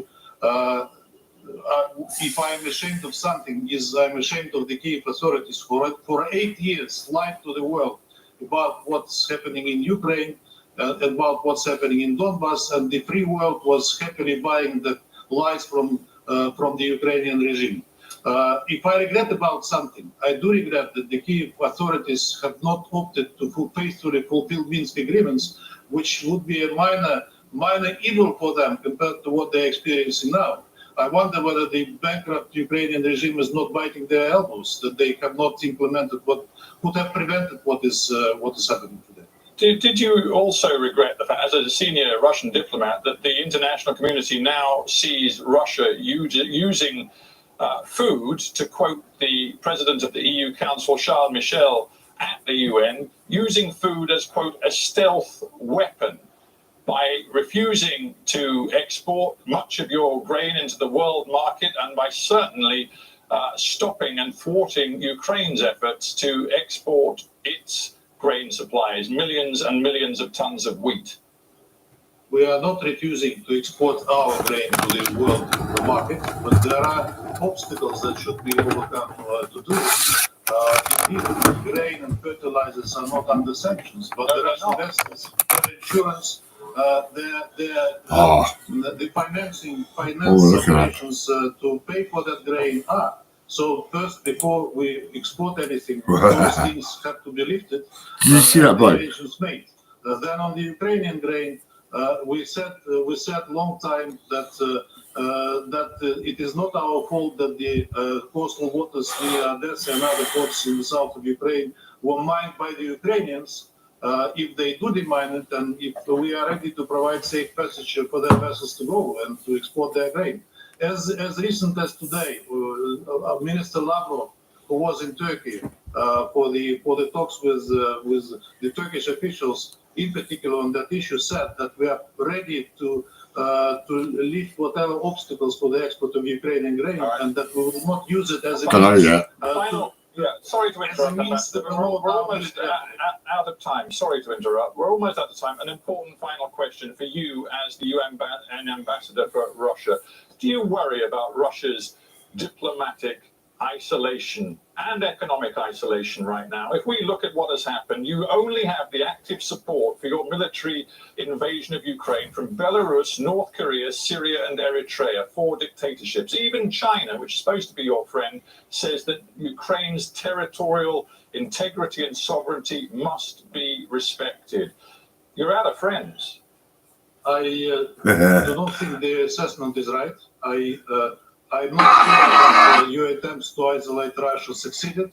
I think that the West perhaps made some tactical gains, but it is losing strategically. one thing that is a clear outcome of those sanctions that the West introduced is that you lost practically any leverage on Russia at all. You know that President Putin, even before this conflict, he said once that let them in West introduce all the sanctions they can. We had no illusions before, and we will not have any illusions then. Sorry, Ambassador, we have to end there. I thank you very much for joining me from New York. It went too fast. I couldn't make many points that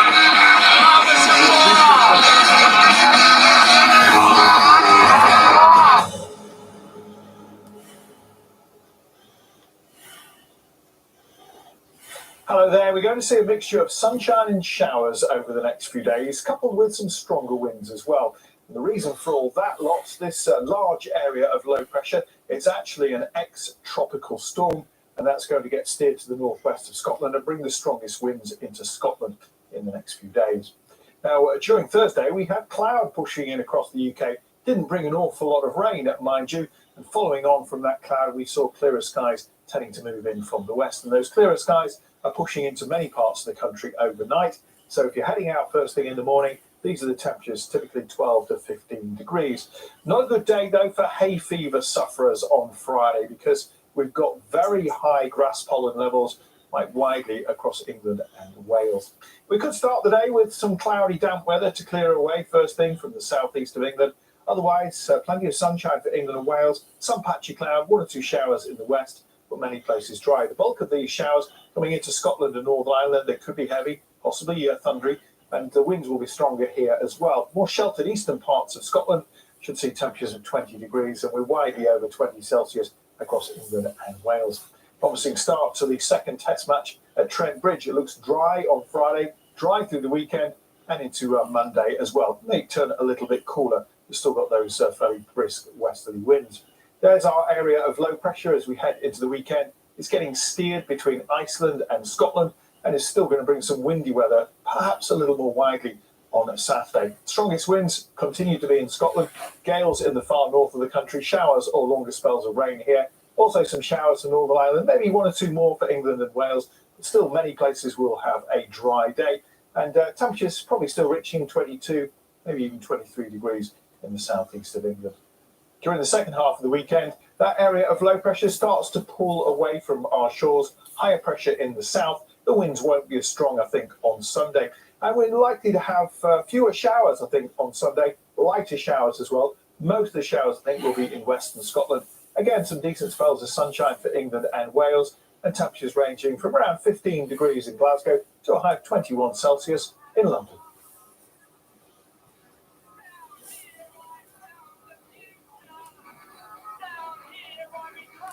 This programme asks plain questions with the help of the unrivaled range of BBC journalists right across the world, and gathered here in this building are also drawn my time reporting on global conflict. Frontline experience that helps me know who to talk to and who to listen to, meaning our analysis is unbiased with absolutely no spin.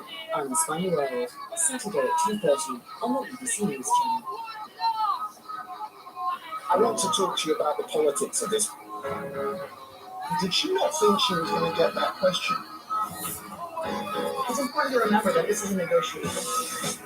It's a good photo. I have an opportunity to create chaos. There is always an email. We are so insignificant in this cosmos. Do you want some facts on the get? I'm just feeding you the stories. Maybe this is the context. News in depth. The Context, Monday to Thursday at 9 on the BBC News Channel.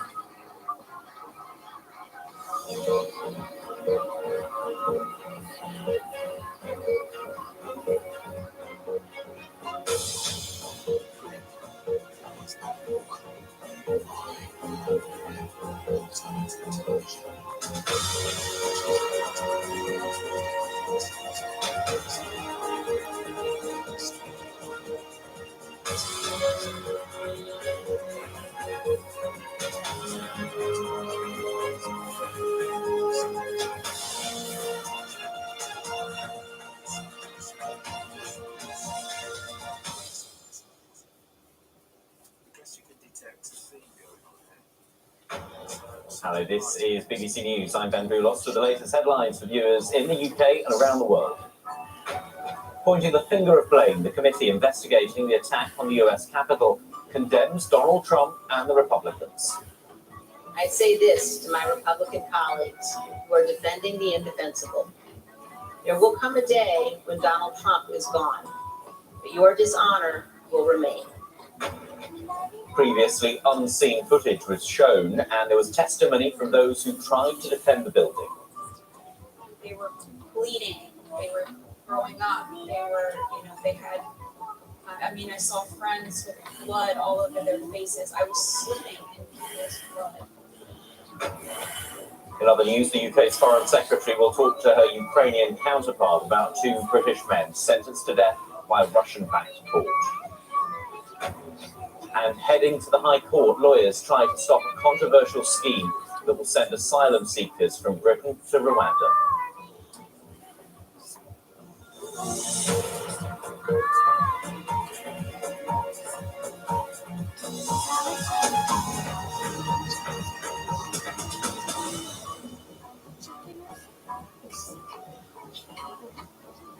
Hello and a very warm welcome to the programme. The Congressional Committee investigating the storming of the US Capitol last year has held its first public hearing on prime-time television.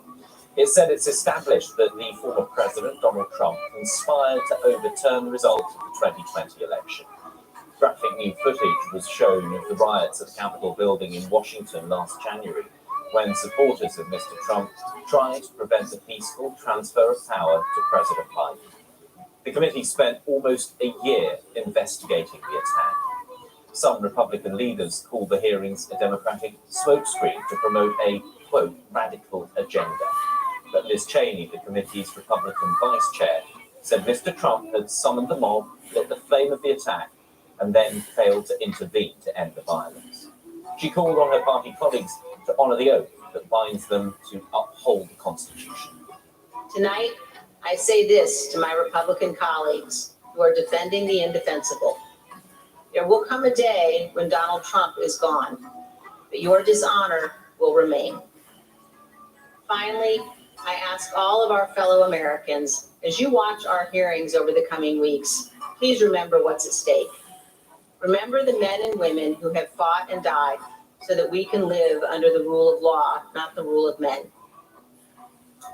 Well, the hearing's first live witness testimony came from police officer Caroline Edwards, who was on duty on the Capitol on January the 6th. She described a memory of the day that stood out vividly in her mind.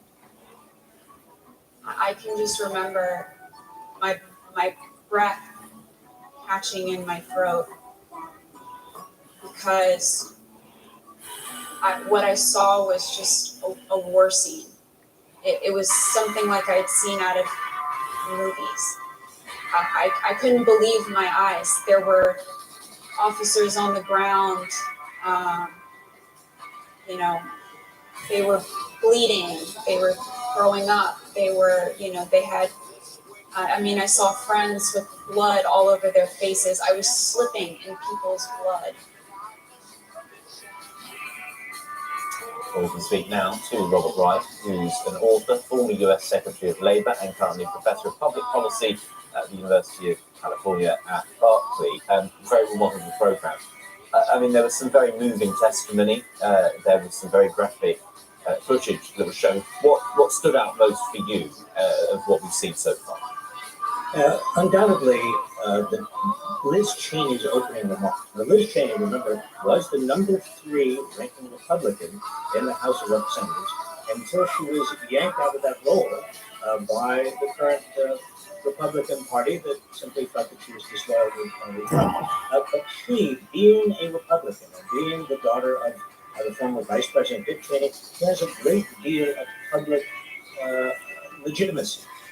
And for her to be there and to say what she did about Donald Trump, about other Republicans, about the critical importance of this entire hearing, lifted it above partisanship, made it much more difficult for Trump or any other Republican to say this is a partisan witch hunt. But for her statement to have any impact on her fellow Republicans would require them to be watching and listening. Do you think they would have been or not?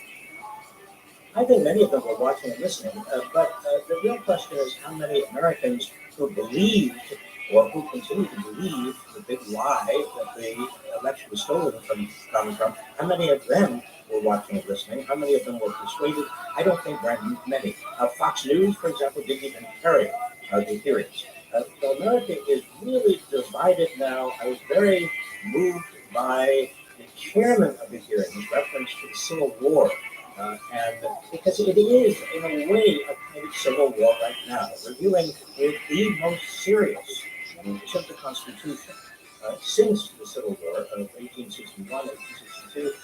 And I think that it's going to be very hard for any committee hearing to heal or repair that breach. What powers does this committee have at the end of this process to hold anyone accountable or responsible? I mean, could we see charges brought, for example?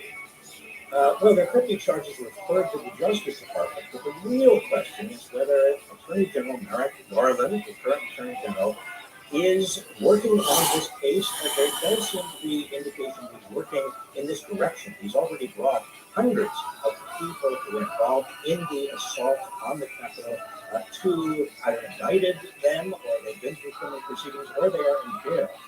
But is he going after Donald Trump? That is the biggest question of all. Will he put these hearings prompt him to maybe speed that up?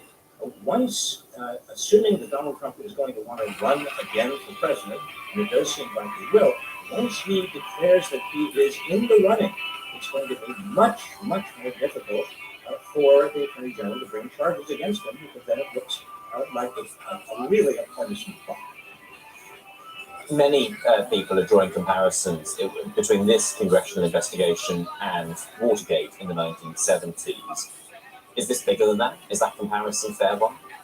It's not really comparable. I mean, Richard Nixon covered up a third-rate burglary.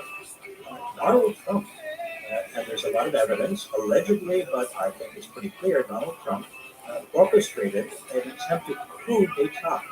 This is far different from covering up a third-rate burglary. This goes to the essence of our democracy and the continuation of democracy here in the United States. Okay, Robert Reich, thank you very much indeed for speaking to us here on BBC News. Thank you. Or we can now speak to US political pollster and Democratic strategist Ben Tolchin, joins us from San Francisco. And are the indications that this will make any difference to the midterms as we approach them? I think it could. Based on polling I've done and polling that I have other independent polling I've analyzed, we know that a strong majority of Americans strongly disapprove of the events that happened on January 6th and former President Trump's role in those events. And, over time, those events have faded from people's memories, in part because the Republican Party has made every effort to sweep those events under the rug. But when you put these events front and center, the emotional testimony today, the video footage, the new video footage, was very powerful in what we saw from January 6th. When voters saw those images, they were appalled by them and really turned a strong majority of voters against former President Trump and the Republican Party. So I think it very much could sway public opinion. The nature of technology, the reach of social media means that we all saw this play out in real time. We saw that footage as the rioters were descending on the US Capitol. Given how much people have already seen and how much they're already aware of, does that somehow lessen the impact of what the committee is now putting out there in public, or do you think it's still so visceral, so raw that it still has the power to make people stand back and think, oh my goodness, this actually happened? I think it's very powerful, very visceral, very emotional. And the fact they're presenting new footage now with audio and the testimony. These are credible witnesses who aren't partisan political figures who are giving testimony. The police officer, and you have a Republican congressman who was trained to lead the charge. I think it's very, very credible and a very significant impact. And from your polling, does the belief still hold among many or any people that this was somehow a fabricated event, that this didn't actually happen, despite all that we're seeing? look, there's a significant majority of the Republican Party in this country that sides with former President Trump and whatever lies he communicates to them. So this isn't, I don't see, there's a limit to how much these hearings can impact public opinion, but based on my analysis and my polling, I see that, basically you can win over a solid majority to 55% of the country to get on your side on this. And you still have a solid minority that basically has voted for Donald Trump twice now. Now he's lost the popular vote 2 times. And so he still represents a minority in this country, but it's a very fervent, loyal following that he has. And these hearings aren't going to persuade most of those voters, but there's still a solid majority of the country that is open to persuasion on this and is deeply disturbed by the events of January 6th. Just going back to the hearing itself, the timing was very deliberate during prime time to be shown on television. How much difference will that make to the impact of it on the American people watching at home? This is significant because, quite frankly, right now we have a very splintered media landscape, right? Broadcast news is not as dominant as it used to be. Lots of sources of news that people consume. So this is an event that's getting covered by other than Fox News, but most of the networks, it's prime fodder for social media. So a lot of videos can go viral now. This is going to have an impact. And what I've seen, my 2.5 decades of political experience is big events like this do move public opinion. And when they break through, an event like this can really penetrate the public consciousness and dominate the conversation over a long period of time, not just like one day event. It can have a real impact. Okay, Ben Tolchin, US political pollster and Democratic strategist. Thanks very much. Thank you.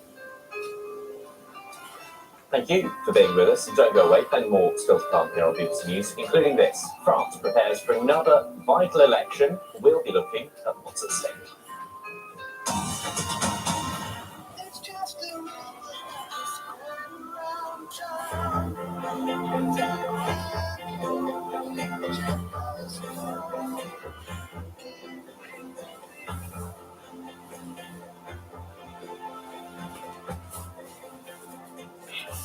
The day the British liberated the Falklands, and by tonight British troops had begun the task of disarming the enemy. In the heart of the West German capital, this was Gorby mania at its height. The crowd packed to see the man who, for them, has raised great hopes for an end to the division of Europe. It happened as the Queen moved towards Horse Guard Parade for the start of trooping the colour. The Queen looks worried, but recovers quickly. As long as they'll pay to go see me, I'll just get out there and kick them down the hill. What does it feel like to be the first man to go across the channel by your own car? Feels pretty neat. Feels marvelous, really.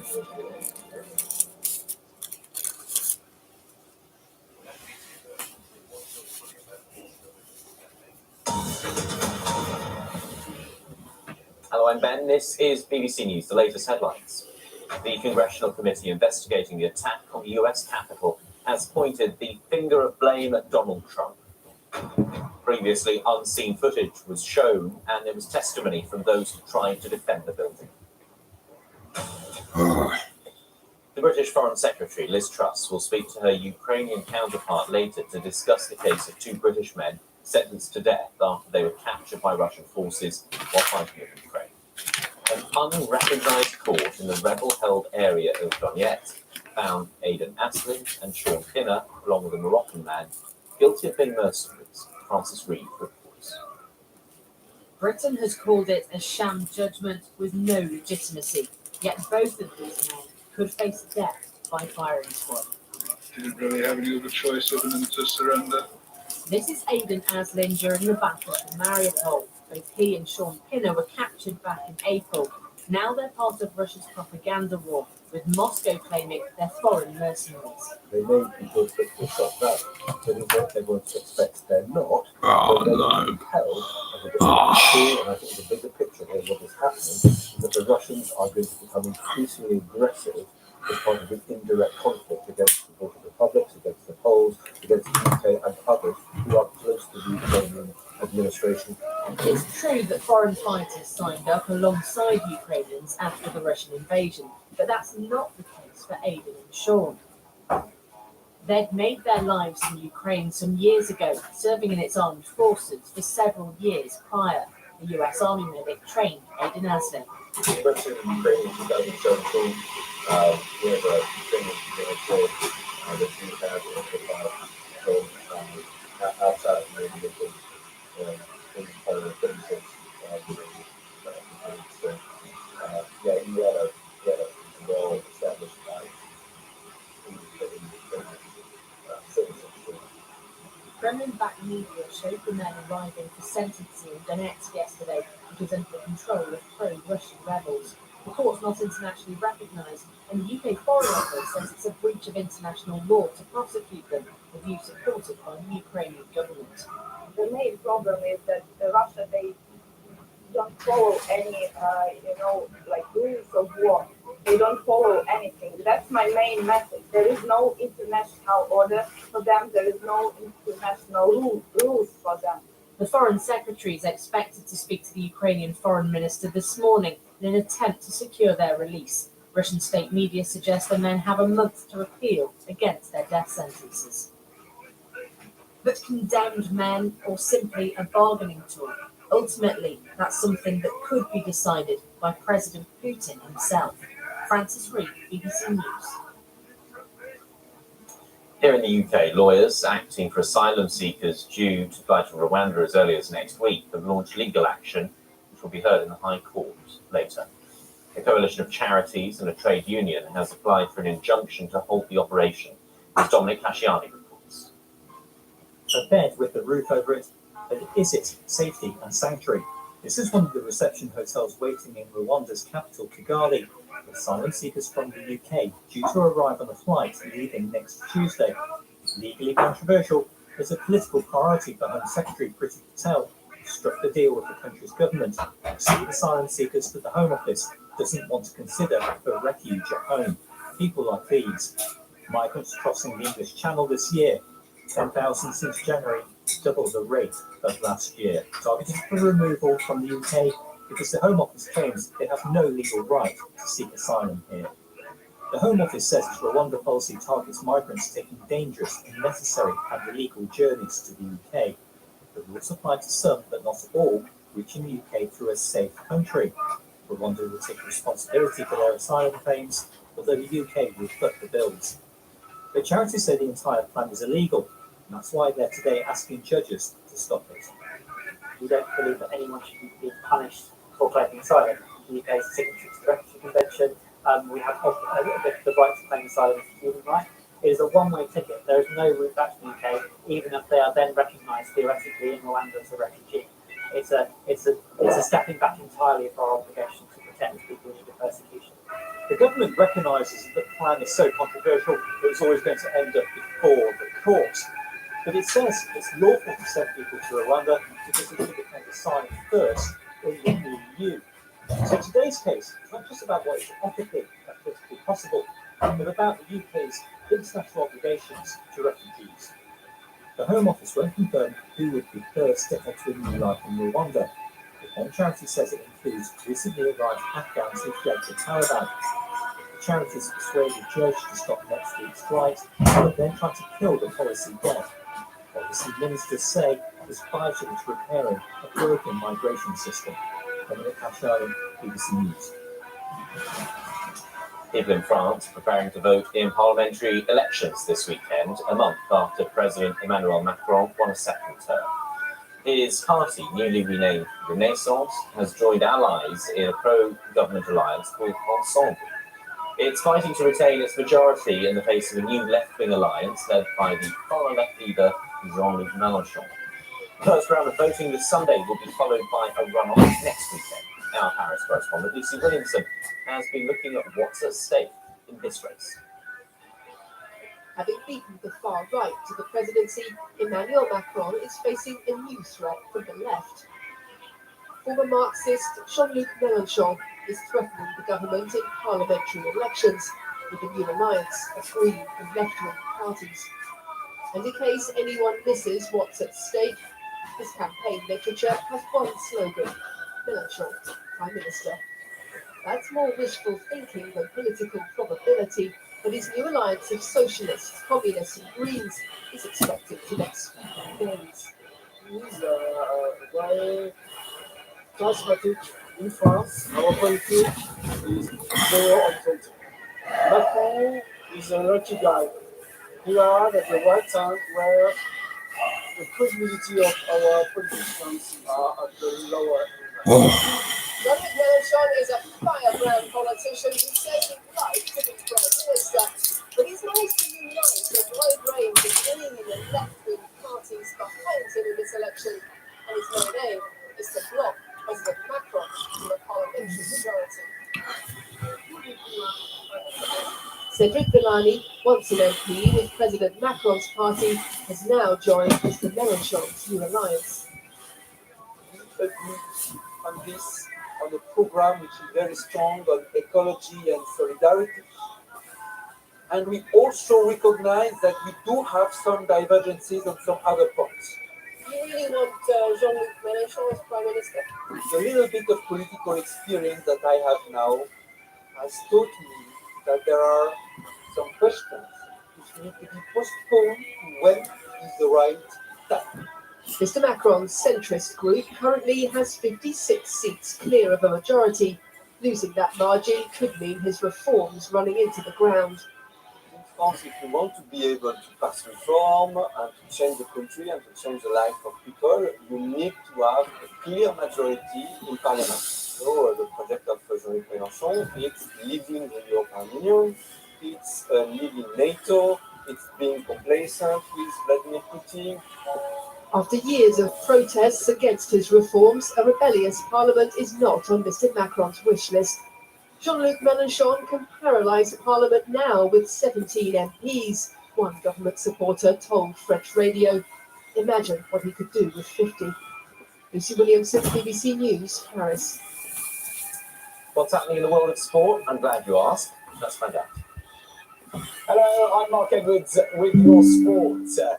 Good news from the world of golf. The PGA Tour has suspended all its members who are playing in this week's rival Saudi Bank tournament in Hertfordshire, which threatens to tear the sport apart. 48 players, including major champions such as Phil Mickelson and Dustin Johnson, are earning eye-watering amounts of money up front for just appearing in the Live Series, which continues near London. The organisers of the new tournament say the PGA is being vindictive by banning the players. Former US Open champion Graham McDowell says he was forced into resigning from the tour just before he played in the Live Golf event. It was a tough decision.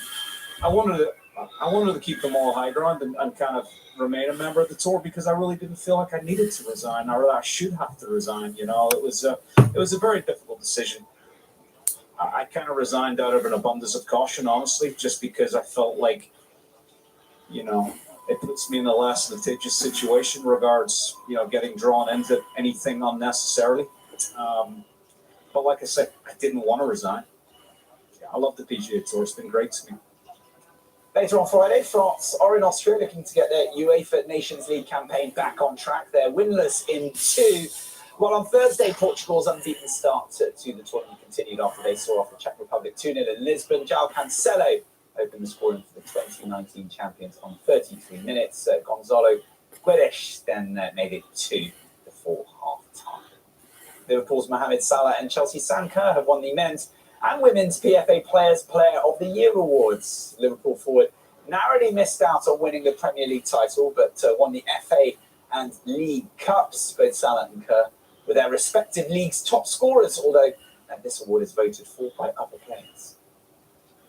When I think about it, like, of course, I wanted the Premier League first before anything, Champions League as well.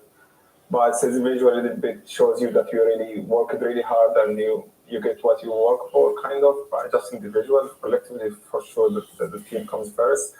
But like, you won the journalist one, you won the players one as well. So it's like, shows you that season was really good. Cricket now, the second test of the 3-match series between England and New Zealand gets underway at Trent Bridge in Nottingham on Friday, and the Kiwis have been rocked by the news that their captain, Kane Williamson, will not be featuring after testing positive for COVID.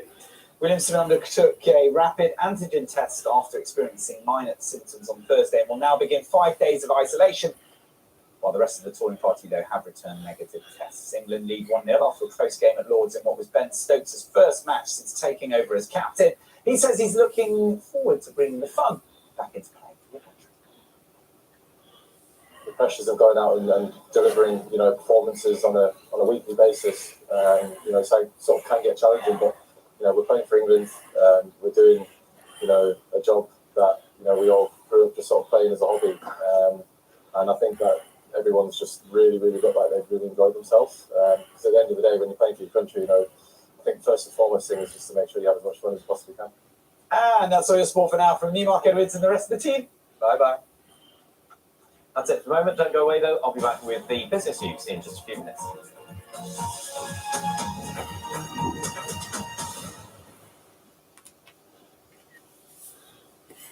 Hello there. We're going to see a mixture of sunshine and showers over the next few days, coupled with some stronger winds as well.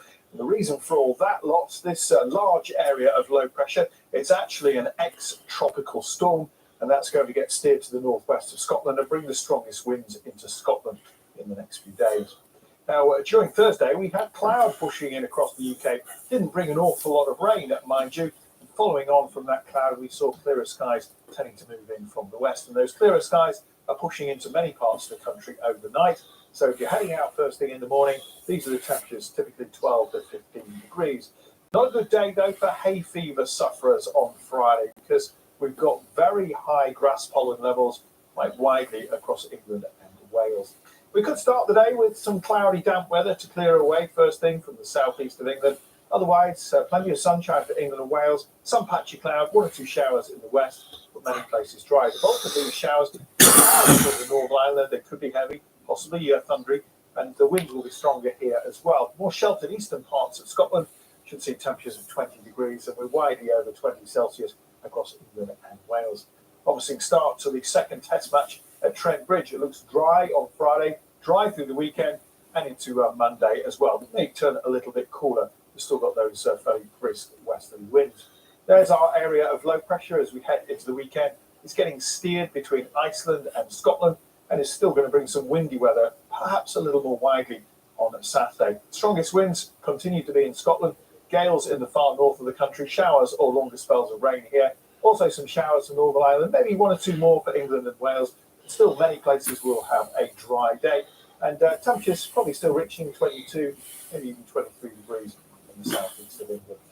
During the second half of the weekend, that area of low pressure starts to pull away from our shores. Higher pressure in the south. The winds won't be as strong, I think, on Sunday.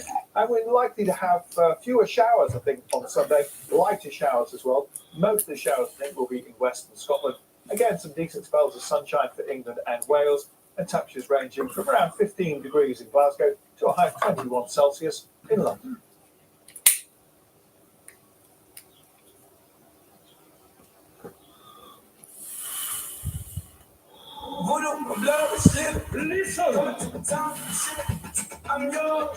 Colour, the beauty, the joy of life. I'm listening. The secret of life is in art. Art is an improvement on life, and to live is the rarest thing in the world.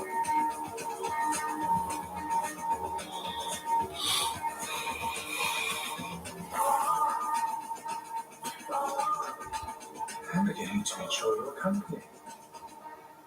Passionate performances every Sunday night. Watch on BBC 4 and iPlayer. Interview with politicians all the time.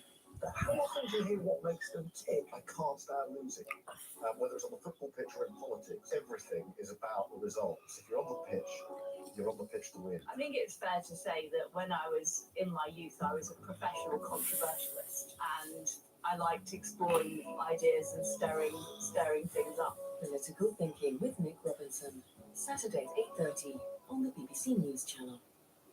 Russia has invaded Ukraine and events are moving fast. It's a time of historical significance for Europe and for the rest of the world. The BBC has specialist journalists across the globe. And we talk to people at the heart of this in Ukraine. Ukrainecast, Listen on Sounds. Hello, this is BBC News. I'm Ben Boulos with the latest business headlines for viewers in the UK and around the world. Fueling the cost of living crisis, the price to fill a car tops £100 here in the UK for the first time ever. Can anything ease the pressure at the pumps? Rebuilding confidence. Prime Minister Boris Johnson pledges to boost the UK economy as investor concerns see the pound drift ever lower. No US recession on the way, says Treasury Secretary Janet Yellen, despite another month of inflation at a 40-year high. Plus, back in business, Japan reopens to foreign visitors after a 2-year ban, but strict rules remain.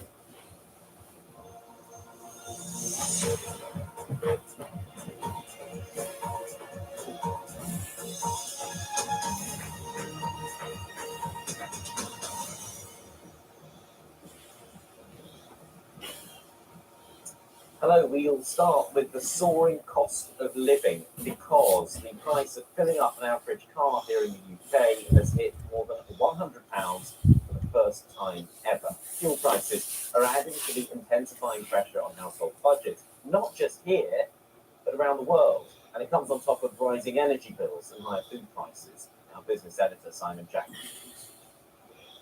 Butcher Alistair Paul makes deliveries from here in Inverness all over the west coast of Scotland. He's considering doing fewer journeys in his 3 vans or charging for delivery as higher fuel costs put a squeeze on the business. We're finding it very difficult. The lines are taking about £113 each to fill up for the week. It's up to over £300 a week, where it was, down in the 200s beforehand. Everyone's struggling. We're struggling at home. The staff are struggling. We're all struggling. So it's not only fuel, it's everything else that's going up. At least his business can claim back VAT on fuel, a tax break not available to regular motorists, spending on average over £100 on a tank of petrol for the first time. The price of the pump is about more than just the cost of fuel. In fact, of that £1.80 record per unleaded litre, only 94 pence is the cost of petrol itself. Transporting it costs 2 pence, the retailer takes a margin of 3, then the government adds 53 pence in fuel duty, recently cut from 58, and then put VAT on the whole lot for another 30 pence. So 46%, nearly half, is tax. And because prices have risen so quickly, the government is now getting more money than before it cut fuel duty, which is why people now are calling on it to do more. Motoring organisations say nearly 20% are taking fewer journeys, and those on low incomes or with no choice but to drive are being hit the hardest. Well, the situation is really severe, so we need the Chancellor to cut duty immediately by 10 per litre and introduce a fuel price stabiliser. If prices go up, duty should come down. If prices go down, duty can go up. That will help individuals and help the economy. The Chancellor today was admiring a brand new electric lorry that pointed to the recent 5p fuel duty cut and said he would get inflation back under control. And making sure that our borrowing and debt is handled responsibly so that we don't make the situation worse and increase people's mortgage rates. And we're doing things like increasing the supply of energy, moving people into work to ease some of the supply side pressures that we're seeing. I've got to make more tea. At the petrol pump, the supermarket, in utility bills, there is no time for the cost of living crisis. I'll get some Ribena. It gets worse or it gets better. Simon Jack, BBC News. Foreboding warning there. Well, let's speak to Steve Irwin, Director at Portland Analytics, a fuel market consultancy based in York in the north of England. If it's going to get worse before it gets better, I suppose the obvious question, Steve, is how much worse could it get? Unfortunately, that's not really a question that anybody can answer. There's no upper limit to how high oil and fuel prices in general can go. It is just entirely set by the market. It's a commodity market. So the market sets the price, and it's whatever anybody is prepared to pay. So effectively, when you're down to the last barrel of oil, how much does somebody need it? That's the question you've got to answer when you're looking at what can the price go to. Okay, and given the global nature of this, it's not something that's unique to the UK. Other countries are grappling with it as well. What have we seen in terms of the different approaches that different governments have soaring cost of fuel? Well, we've seen much bigger reducers in the duty that other countries are applying to their fuel, and some of them have actually been quicker. So if we look at France, for example, they reduced their duty rate by 15 cents per litre. Now that's in euros, so that equates to about pence, give or take. Germany has done a similar thing. They've reduced their duty by 14 cents per litre. So again, around about 12 cents per litre. We had a 5p reduction in the duty rate, but because of the increase in VAT, we're still paying more tax on every litre of fuel that we buy at the moment. So I think there is a little bit more scope for the government to reduce duty further. And the fact that fuel is at these elevated levels feeds through to so many other things, doesn't it? And you know, people watching this already feeling the pressure on their household budget. Is it the case, is it fair to say without scaremongering, that actually if fuel continues to rise, so too will everything else? Oh, yeah. Absolutely, because fuel is used obviously to transport all the goods around that we buy in the shop. So everything that we need from food to clothing, they all need to get to the shop. All of them need to be delivered to your house, and that requires fuel. So it really is the key factor when we're looking at inflation is the price of energy and the price of fuel and pumps. Okay, Steve Irwin, thank you very much. Steve Irwin, their Director at Portland Analytics, a fuel market consultancy. Well, let's stay with the UK because the pound has been under pressure for months as investor concerns grow about the outlook for the economy here. It has lost more than 7% against the US dollar so far this year. On Thursday, the Prime Minister, Boris Johnson, promised to take action to boost growth, tackle the cost of living crisis that we were just talking about, and help more people to buy their own homes. Our political editor, Chris Mason, reports. In Wigan, in Greater Manchester, this community grocery tries to act as a bridge between those who need to use a food bank and using a supermarket. Customers pay much less here than the prices they're seeing elsewhere. A £50-60 shop a week's definitely gone up to sort of like £70-80 sometimes. And you don't notice it till you get to the till or anything. I've only bought the same as I bought a few months ago, but it's nearly like £1 million. You coping all right? Yeah, we're doing okay, yeah. I mean, we learn to live on a budget. There are now 17 groceries like this one around the country. More and more people who are coming to us are in full-time employment, but are really just needing to look at where they can cut back because of the increase in cost in fuel and energy bills. And so our increase from January to now has been 44% in the number of people who are shopping with us on a daily basis. Another will open in Blackpool in a few weeks, where the Prime Minister promised today to do what we can for as long as it takes to help with spiralling prices and make it easier for people in England to buy a home. While the overwhelming majority of people want the chance to buy their own home, for far too many, the finance required simply isn't available. The challenge facing first-time buyers today is bigger than ever we've seen before. But this promise comes just days after Boris Johnson Boris, you're a wanker. confidence from his own MPs. And many people, Prime Minister, are desperately worried about the cost of living, and yet they see in you a Prime Minister described by a former Conservative leader, no less, as someone driving down the motorway with... That's the two wankers I've seen this morning. Why should people believe you when you say you can deliver when 40% of your MPs don't think you can? If you want a proof point of what we're going to deliver, look at what we've already delivered. Look at the way we've got the country through the worst pandemic, I think, for 100 years. Mr. Johnson wants people in England to put benefits payments towards mortgages and extend the scheme to let tenants in housing association homes buy them. Maybe you needed evidence that this divided government is completely out of ideas. It's this announcement today, which is simply reheating an old idea. They piloted it, it didn't work. The Prime Minister is confronted by political and economic gales that appear to quicken by the week. Yes, the cost of living crunch is far from unique to the UK, but the forecasts are particularly bleak here. The Prime Minister says he wants to cut taxes, while in reality the opposite has been happening. And of course, 148 of his own MPs want him gone. I have a regret. The Prime Minister is trying to shape a better economic future and preserve his own. Neither will be easy. Chris Mason, BBC News in Blackpool. Well, I speak to Fahad Kamal, who is Chief Investment Officer at Kleinwort Hambros, and the pledges that the Prime Minister is making to help ease the cost of living, do you think that's going to help strengthen the pound or not? It probably won't do a huge amount in the short run because we don't expect it to translate into a huge amount of economic growth over the next 6 months to a year. The UK is going to be one of the weakest major economies of the world for really the next 18 months. It's not completely the fault of the Prime Minister either, to be sure. A lot of this is just very unfortunate rising costs of commodities, which are and a weakening pound, which is really causing a lot of headwinds for the collective economy.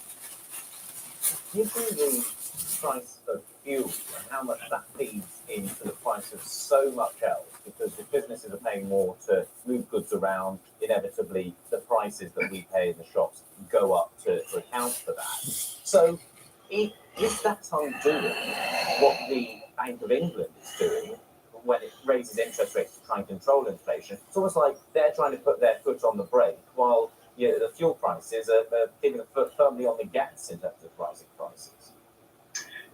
Look, it's a devilishly complex situation that we have here, and you touched on it.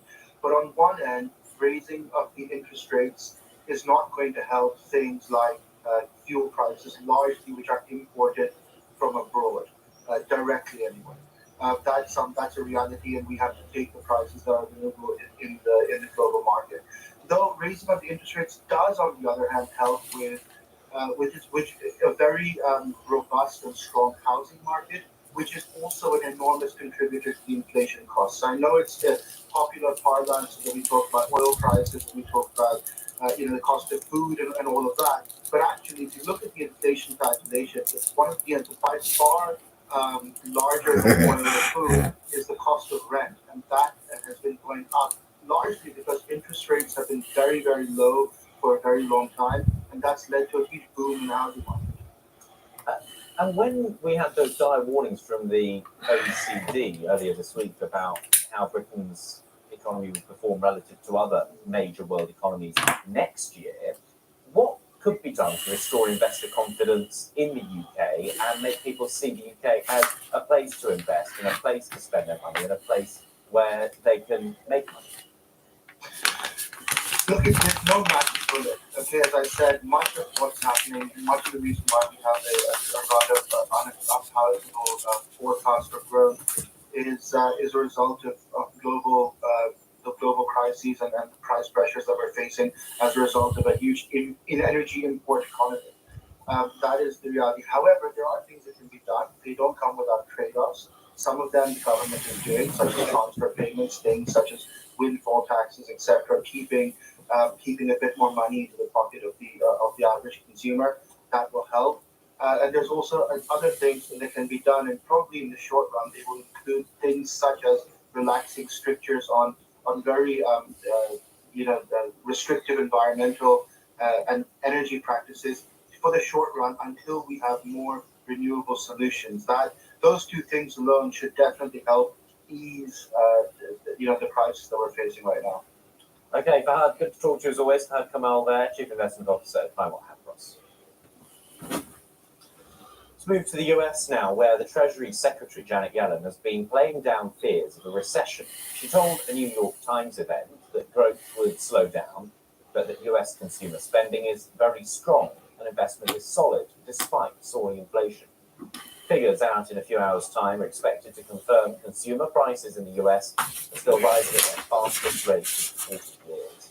And that's likely to mean the Federal Reserve, the US central bank, presses ahead with more steep interest rate rises. Michelle Fleury reports from New York. The Consumer Price Index for May, which tracks the cost of a basket of goods, is the last major piece of inflation data before the US central bank's policy meeting next week. But it might not offer much comfort. Petrol prices continue to climb in the United States. Gas prices are now nearly $5 a gallon. and supply chain disruptions related to Russia's invasion of Ukraine are all but guaranteed to keep headline inflation high.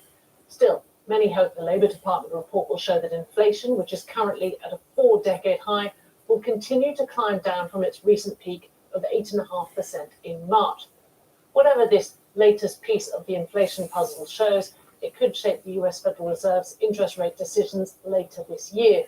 With so much at stake, America's major financial markets fell sharply ahead of the report. Speak to Christine McDaniel, Senior Research Fellow at the Mercatus Center, a pro-free market think tank in Washington, D.C.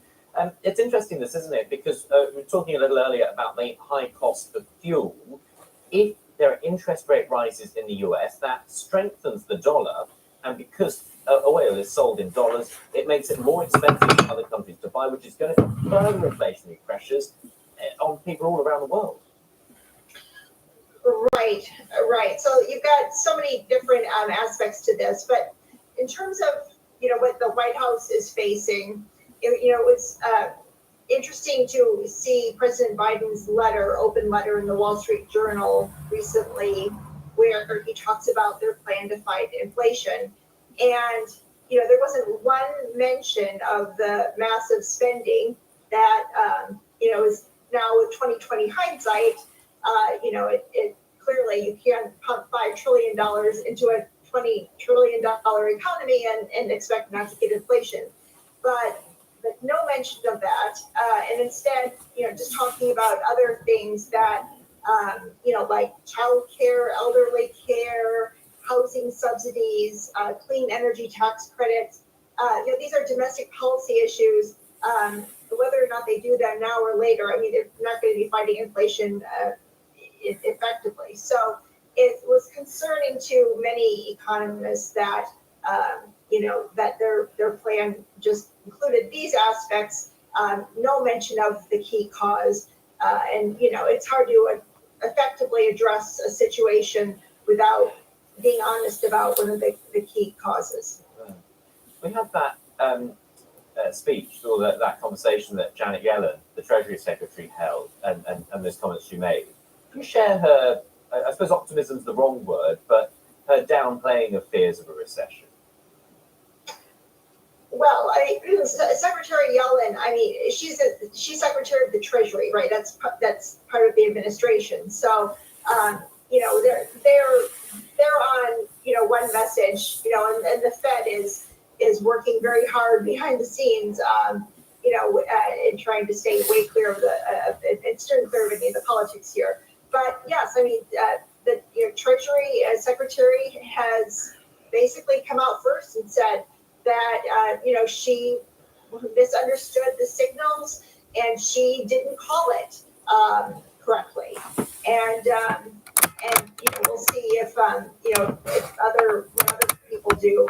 But Yellen was really the first one to fall on her sword on this, which was I don't know, maybe for the political reasons that happened. Okay, Christine, we must leave it there, but thanks very much, Christine McDaniel. Just stay with us here on BBC News. Still to come. Japan reopens to foreign visitors after a 2-year ban, but do these strict rules make it worth the trip?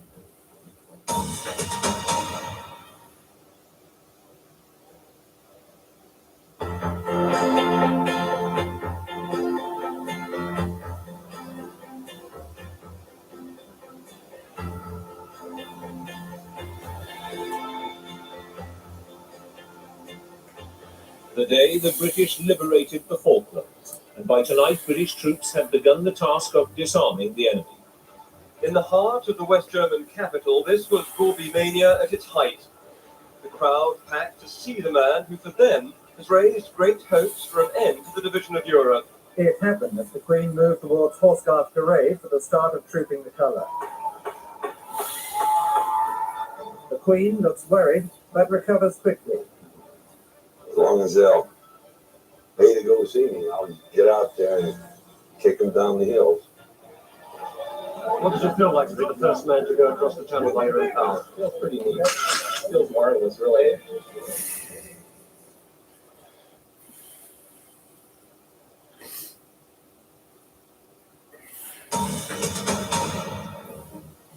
Hello, I'm Ben. This is BBC News. The latest headlines. The Congressional Committee investigating the attack on the US Capitol has pointed the finger of blame at Donald Trump. Previously, unseen footage was shown, and there was testimony from those who tried to defend the building. To Asia now, where there are signs China could be easing its crackdown on the country's wealthy tech tycoons. According to reports, Beijing has given the green light for Alibaba billionaire Jack Ma to list his finance tech firm Ant Group on the stock market. The company was set for a valuation of more than $300 billion back in 2020, when the share sale was blocked after Mr. Ma made some critical comments about China's leadership. So Jana Tawari is following this for us in Singapore. So what then has changed? Yeah, Ben, mixed messages around what's actually happening. As you mentioned, Reuters and Bloomberg saying that China's leadership has approved Alibaba's public listing. But in a statement, the company that owns Alibaba, Ant Group, actually said there are no plans to relaunch this IPO. So very confusing. But what we do know is that Alibaba's shares dropped by 8% on Wall Street on news that the public listing will not go ahead. One more thing we do know, as you mentioned, are that there are signs that Beijing is easing its 1.5-year-long crackdown on the tech sector. And that could be because China's economy is slowing. There have been extensive lockdowns, and Beijing might be looking to loosen its grip on private businesses, including tech giants, to keep growing at an acceptable rate. Now, there are reports that authorities are also close to ending the investigation into the ride-hailing giant Didi, which is another company non grata at the moment, and that will really offer hope to investors about that company's recovery at least. Okay, Suranjana, thank you very much. Suranjana Tawari there in Singapore. Right, finally to Japan, where from today, foreign visitors will be allowed in for the first time since the start of the pandemic. The government has adopted a phased approach, only allowing in 20,000 tourists per day, and only as part of organised package tours. Strict mask wearing will be enforced by tour guides.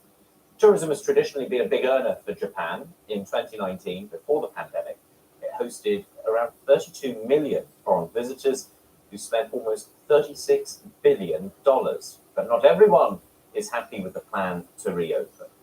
Speak now to Wendy Wu, founder of Wendy Wu Tours, one of the first companies to be allowed back into Japan, and one of those who I imagine is delighted by this, Wendy.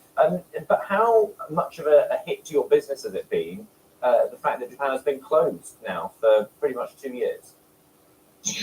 Ben, it was devastating, not just to our business, but for the entire travel industry.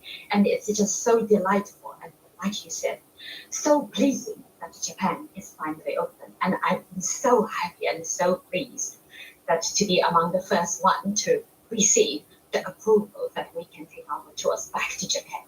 So wonderful. But for people looking to get away and to have a bit of escapism, switch off for a bit, the pressures of life and try to forget about the past 2 years perhaps, would they really want to go somewhere where there are strict rules on you've got to have an itinerary, you've got to be not just wearing a mask, but you've got to have someone checking that you're wearing the mask? It feels like a lot of stress around a holiday when there are other places you could go that don't have those requirements. Ben, you see, we have so many customers, right? They just appreciate the culture, the destination, and everything about Japan because it is so unique. On the one hand, it's very mystic and very much traditional, and on the other hand, it's very, very modern and open as well. So it adds to the fascination. So many of our customers booked for example, 2020 cherry blossom. And when they cannot go, they move to the autumn leaf in 2020. And then moved again to 2021 cherry blossom. They keep on moving. And so many, which we call them hardcore Japan raving fans. They just can't wait to go. And plus, many of the travelers wanted to visit Japan. Okay. For 3 years, they can't go. So they can't wait to go. Yeah. Okay, Wendy, thank you very much. Wendy Wu there speaks to us about Japan reopening its doors to foreign visitors. That's it for the moment. Thanks for watching. I'll see you very soon. Bye-bye.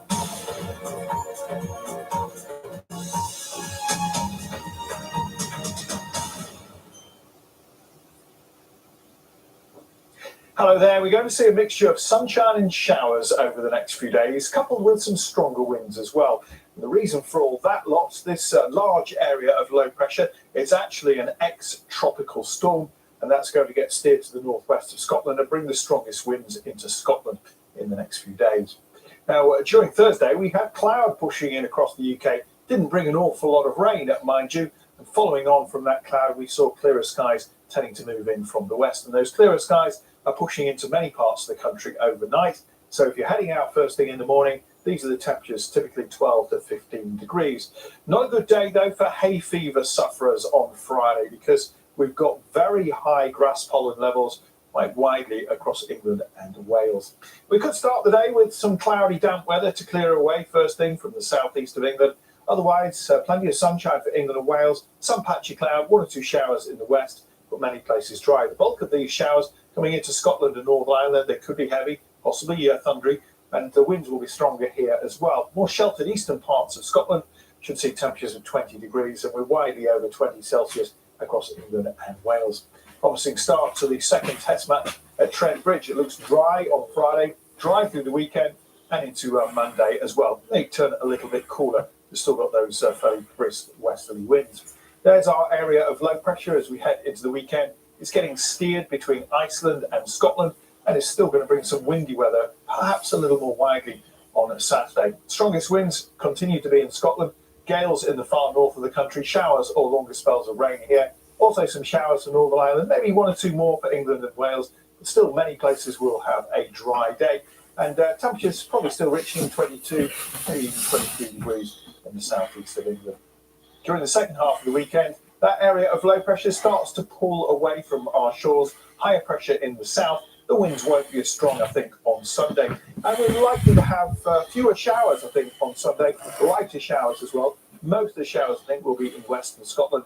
Again, some decent spells of sunshine for England and Wales, and temperatures ranging from around 15 degrees in Glasgow to a high of 21 Celsius in London.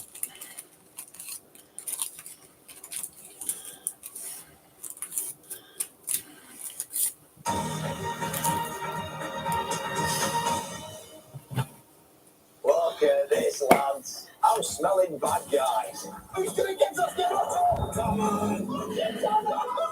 I want to break the national speed limit in honour of Sir Clive. All new Top Gear continues Sunday at 8 on BBC One and iPlayer. Welcome to Hungry for It. 10 hungry cooks, 1 life-changing prize, with food and flavour on another level. Look at me with tea. To make me beer, to make me happy. Brand new Hungry for It continues Tuesday at 8 on BBC Three and iPlayer. This Is My House is back. Welcome to my house. So look for the clues. That relationship there was cold. Trust your instinct. So you're almost more Lindsay than I am. Because I am. And try to spot who's telling the truth. I am so indecisive. Who's the real homeowner and who's just faking. We're gonna lie, that's how to do it. A brand new series of This Is My House starts tonight at 8:30 on BBC One and iPlayer. We're investigating a murder of a local resident. With there any alcohol in the streets?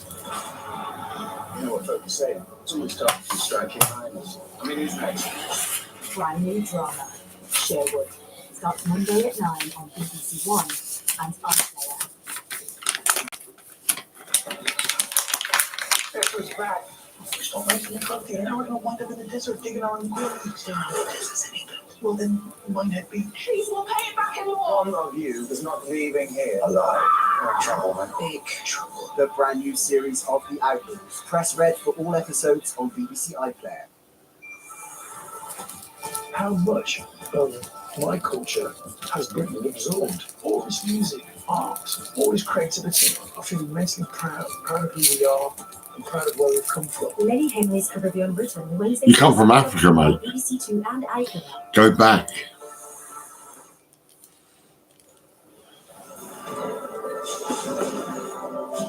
Go back to Africa. Go on. Hello, good morning. Welcome to BBC One. It's Friday and it's 6 o'clock.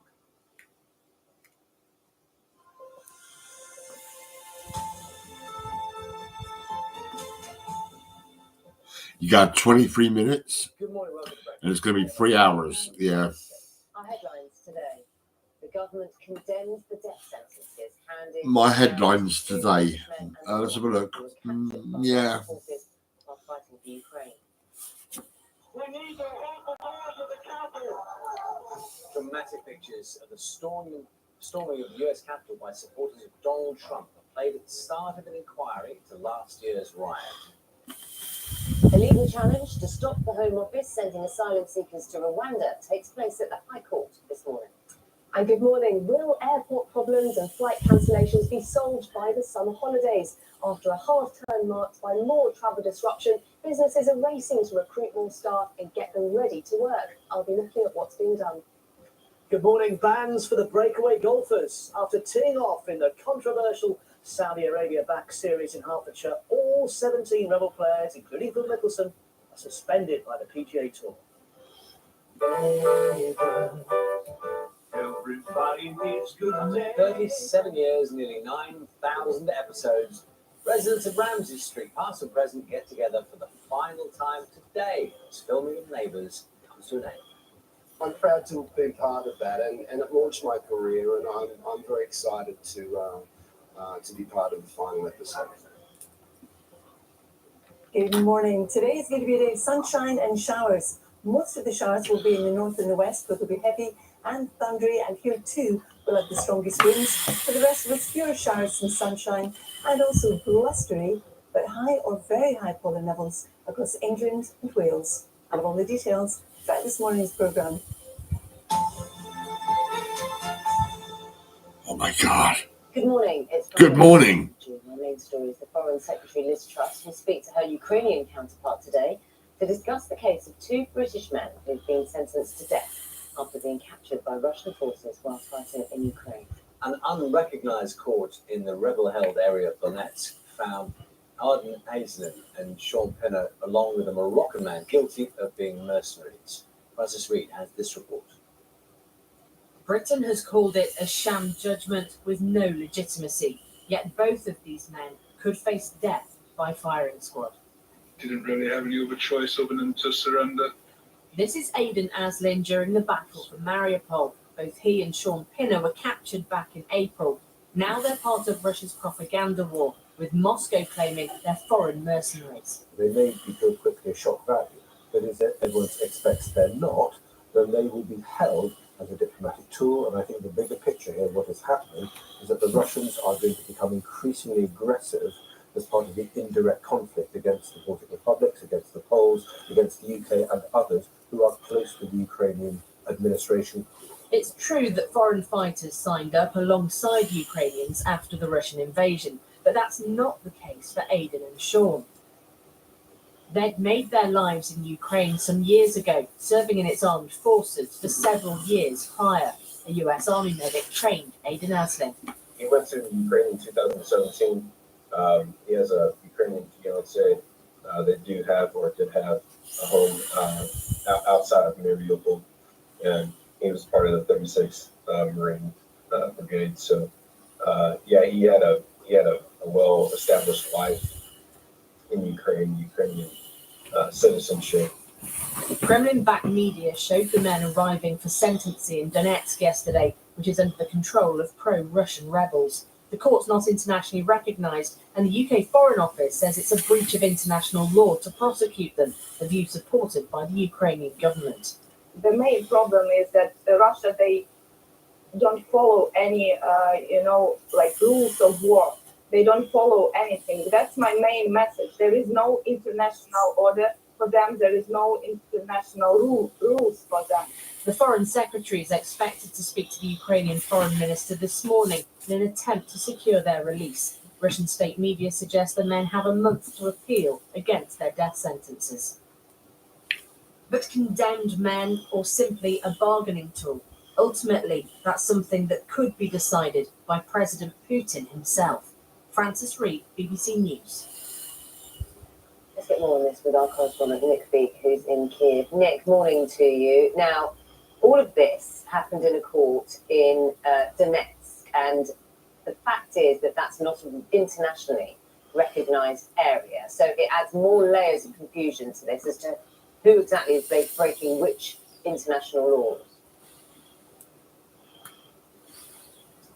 Good morning, Naga. Yeah, it's a confusing picture, this, and I think at its heart, you've got a court which is not accepted by any country in the world to be free or fair or capable of delivering justice. No country in the world acknowledges it to be free and fair, apart from Russia, of course. But we are now at the mercy of the way that this court works, and so we're told the men want to appeal, and they've got 30 days to do that.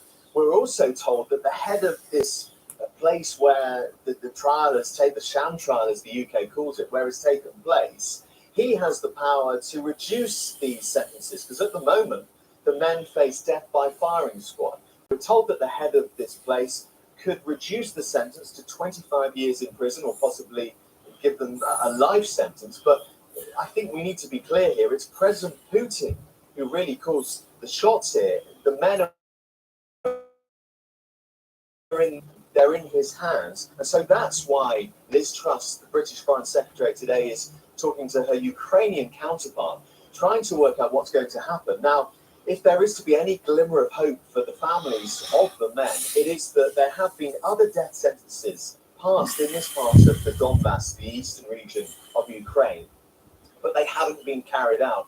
And certainly the families will be hoping, of course, that that continues for some time. But this is, as you say, a very unclear, murky situation. Maybe the men may be used as some sort of bilateral, or they might be involved in a prisoner swap. But at the moment, we've got no details of that. So a lot of concern, of course, predominantly for the families, but also for the British authorities, who say they will be doing what they can, and they'll be talking to officials in Moscow to try to ensure the release of the men. Nick, thanks very much for bringing us that view. Nick Beat, therefore, is in Kiev. Well, let's speak to our political correspondent, Nick Eardleys in Westminster. Nick, we were just hearing there about some of the politics around this, and those discussions Liz Truss will be having. Tell us more. Yeah, morning to you, Charlie. I mean, the view of the UK government is that this is a sham judgment, that these men were both fighting in Ukraine legitimately as part of the Ukrainian forces and are therefore protected under international law, the Geneva Conventions, which are supposed to decide how people are treated if they are captured as prisoners of war. Russia says that these men are mercenaries, which the Foreign Office here completely dismisses. And there is going to be a discussion between Liz Truss, the Foreign Secretary here, and her Ukrainian counterpart later today, where I've no doubt this will be a big issue. There has been some pressure from local MPs representing these men for the Foreign Office to speak directly to Russia and maybe summon the Russian ambassador. There is some reluctance from some in government to do that, though, because they don't want the UK government to be directly engaging with Russia on this, because they fear that it might aid that idea that these two men were British mercenaries.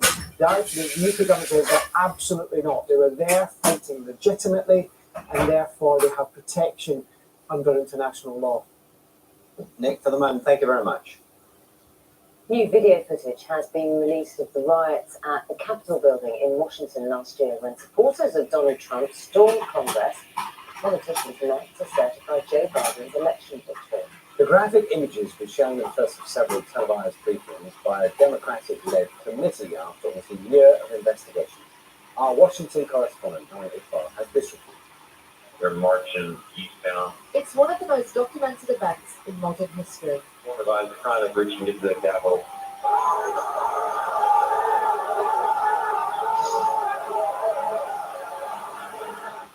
And new footage showed just how close America came to losing its democracy on January 6th.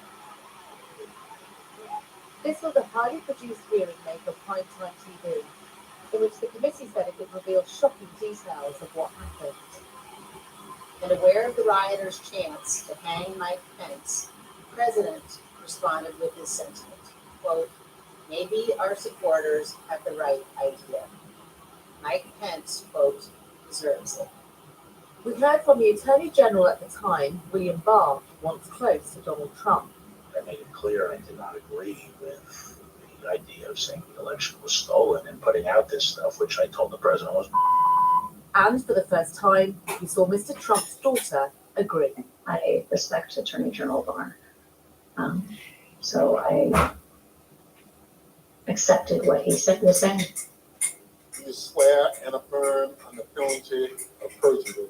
Then came the live testimony, first from a police officer injured that day by the pro-Trump mob.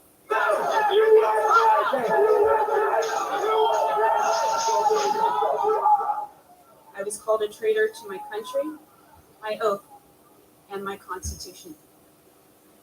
In actuality, I was none of those things. I was an American, standing face to face with other Americans, asking myself how many times, many times, how we had gotten here. And then a British filmmaker, Nick Quested, who filmed with the Proud Boys, a far-right militia group accused of sparking a riot. I documented the crowd turn from protesters to rioters to insurrectionists. I was surprised at the size of the group, the anger and the profanity. And for anyone who didn't understand how violent that event was, I saw it, I documented it, and I experienced it. Inside the hearing, those who lost loved ones wept. The word illegal was used many times in the hearing. The panel is ultimately trying to set out this case to prove that Donald Trump's attempt to overturn the election result led directly to the deadly riot. Nomi Iqbal, BBC News, Washington.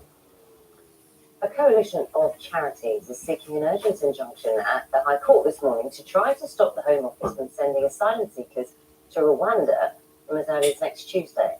Campaigners say more than 100 people have been earmarked for the first flight, including Afghan citizens who've recently arrived in the UK after fleeing the Taliban. Dominic Kashiani has this report. A bed with the roof over it, but is it safety and sanctuary? This is one of the reception hotels waiting in Rwanda's capital, Kigali, where asylum seekers from the UK due to arrive on a flight leaving next Tuesday. Legally controversial, there's a political priority for Home Secretary Priti Patel, who struck the deal with the country's government to receive asylum seekers that the Home Office doesn't want to consider for refuge at home. People like these. Migrants crossing the English Channel this year, 10,000 since January, double the rate of last year, targeted for removal from the UK because the Home Office claims they have no legal right to seek asylum here. The Home Office says its Rwanda policy targets migrants taking dangerous, unnecessary and illegal journeys to the UK. The rules apply to some, but not all, reaching the UK through a safe country. Rwanda will take responsibility for their asylum claims, although the UK will foot the bills. But charities say the entire plan is illegal, and that's why they're today asking judges to stop it. We don't believe that anyone should be being punished for claiming asylum. The UK is signatory to the Refugee Convention. We have the right to claim asylum as a human right. It is a one-way ticket. There is no route back to the UK, even if they are then recognised theoretically in Rwanda as a refugee. It's a stepping back entirely of our obligation to protect people in need of persecution.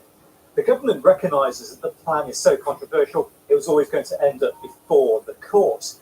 But it says it's lawful to send people to Rwanda because they should have claimed asylum first in the EU. So today's case is not just about what is ethically and politically possible, but about the UK's international obligations to refugees. The Home Office won't confirm who would be first to head to a new life in Rwanda, but one charity says it includes recently arrived Afghans who fled the Taliban. If the charities persuade a judge to stop next week's flight, they'll then try to kill the policy dead. Policy ministers say is vital to repairing a broken migration system. Dominic Kashiani, BBC News. A bill which would override parts of the Northern Ireland Protocol, which governs post-Brexit trading arrangements, will be put before Parliament on Monday. The EU has voiced strong opposition to the move and warned it could retaliate with trade sanctions. The Prime Minister has previously said the changes were a necessity to fix the political situation in Northern Ireland. Two bodies have been found in the search for two disabled people who've been missing since a boat had capsized on a lake. The incident happened on Roadford Lake in Devon on Wednesday. Police said they located and recovered the bodies during a large-scale search. One of the four people rescued from the boat is in hospital in critical condition. The Chancellor has been accused of failing to act quickly enough to save £11 billion of taxpayers' money, which has been used to pay interest on the government's debt. The National Institute for Economic and Social Research says the losses stem from Rishi Sunak's failure to insure against interest rate rises. The Treasury said it has a clear financing strategy on debt.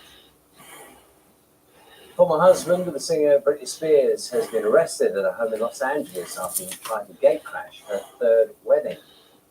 Officers said Jason Alexander was able to find his way onto the property, filmed himself on social media before he was confronted by security. He's been charged with 4 minor offences.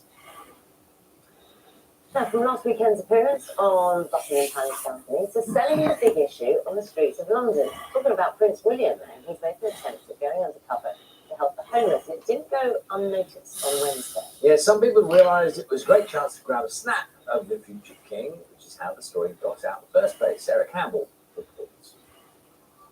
Prince William was in Westminster selling the big issue, which for 3 decades has helped homeless people off the streets. When this retired police officer explained he had no change, Prince William whipped out the card machine. And there was help too for Brian Gilmore, who asked whether William could put him in touch with the Prince's Trust. And he did. I have to give it to him. I think he's a great prince, literally. I have to say he's the people's prince. To be out here firsthand on the streets, dealing with people, and me, I'm an ex-offender trying to help me out. Do you know what I mean? Like, that's big, that's rare, and yeah, he's the people's prince as far as I'm concerned. You don't want any more recipes. It's not the first time Prince William has volunteered his time to help the homeless. He's been visiting this charity, The Passage, for years, a connection forged with his mother Diana, who brought him and Harry here as children to show them, she said, life beyond the palace walls. The big issue hasn't commented, neither has Kensington Palace, both happy to let the pictures do the talking. Sarah Campbell, BBC News. Never know who you're going to pass on the streets, do you? Great images, aren't they?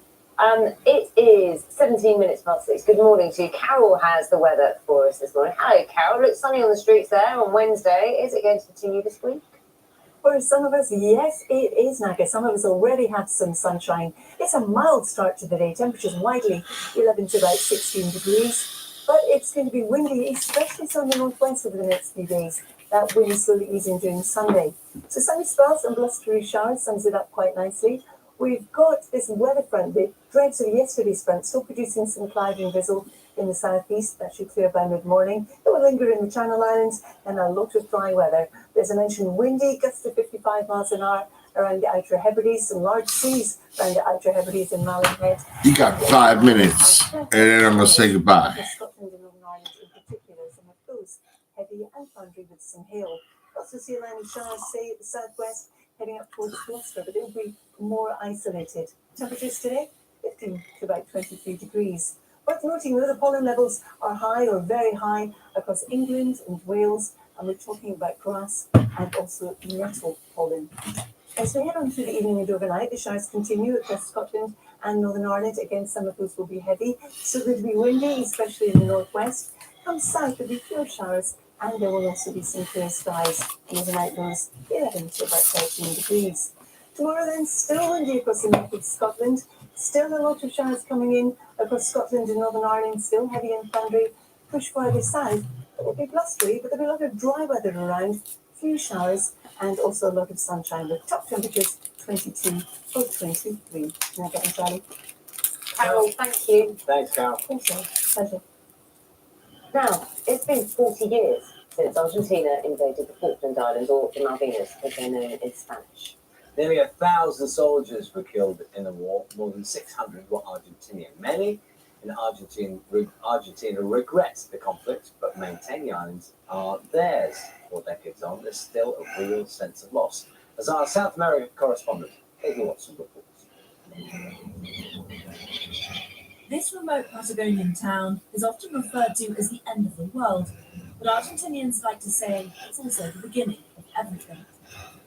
It was from Ushuaia that soldiers left on the cruiser General Belgrano. Shortly after, it was torpedoed by the British, killing more than... I've got some tea bags, right? And one's a normal one, and one's a really nice, lovely flavour, right? And it's supposed to help you sleep, but it helps wake me up. It does, honestly. For the younger generation in this region, every anniversary is about marking history. but the issue is still very current. It's like we're there, but we aren't, says student Agali. We know what it's like, but we've never been because we can't. The Malvinas are part of the curriculum, and talk of modern-day colonialism is very much part of people's lives. This is a story given to school children and endorsed by the Ministry of Education. It tells the story of Peppino the penguin, who lived happily on the Malvinas with his friends until one day the monster comes along in a pirate ship with British flags and chucks Peppino off the island. And then the story goes on trying to explain how Peppino rallies his friends, trying to get support to chuck the monster off. You can see by the end of the book, the monster is still in the cave. After the war, islanders were given British citizenship. Then, in 2013, there was a referendum in which more than 99% voted to remain a British territory, but the Argentinian government contest the results. English media outlets always ask me in interviews whether I take into consideration that there are people who have lived there for a long time, but they are the grandchildren of the usurpers. That doesn't give them a right. Veteran Daniel Guzman lost 12 friends in 1982, their names inscribed on his walls. It was a period that marks him to this day. It's in our DNA that the Malvinas are Argentinian. It's like a football jersey. But, he says, the fight to win back the islands has now become political, and the government has lost its way. Argentina needs to talk less about the war and take more concrete action in the international stage on this remaining British colony. It's hard for islanders to want anything to do with Argentina. Nobody with any sense would want to be part of a country that has 50% inflation. Ushuaia sits on the Beagle Channel, named after the ship used by naturalist Charles Darwin. British influence is all around here, or was. Where once there was thriving trade between the islands and Argentina, these waters are now much quieter. The Malvinas are cut off. The history of the Malvinas or the Falklands is rich and varied. It questions how you define nation, and people and land. And the debate also challenges who has power in the world and what effect colonialism had, and for many, still has. Katie Watson, BBC News, in Ushuaia. 22 minutes past 6, time to look at the morning papers. A Soviet-era show trial. That's how The Guardian is describing the death sentence given to Adrian Asman and Sean Pinner, two British men, pictured here, on the left, who were captured whilst fighting Russian forces in Ukraine. Putin's pawns is the headline in the Metro. You can see there, the paper says, there's fear the two prisoners will be used as bargaining chips following the sham verdict. The Telegraph is reporting comments made by the former Brexit Minister Lord Frost, who says the Prime Minister will be ousted by autumn unless he changes course. And the Times features those images of Prince William seen selling copies of the big issue to Cambridge, pictured alongside Lithuanian tourists. He was in the capital for the Queen's Jubilee, the Platinum Jubilee. What a moment that was.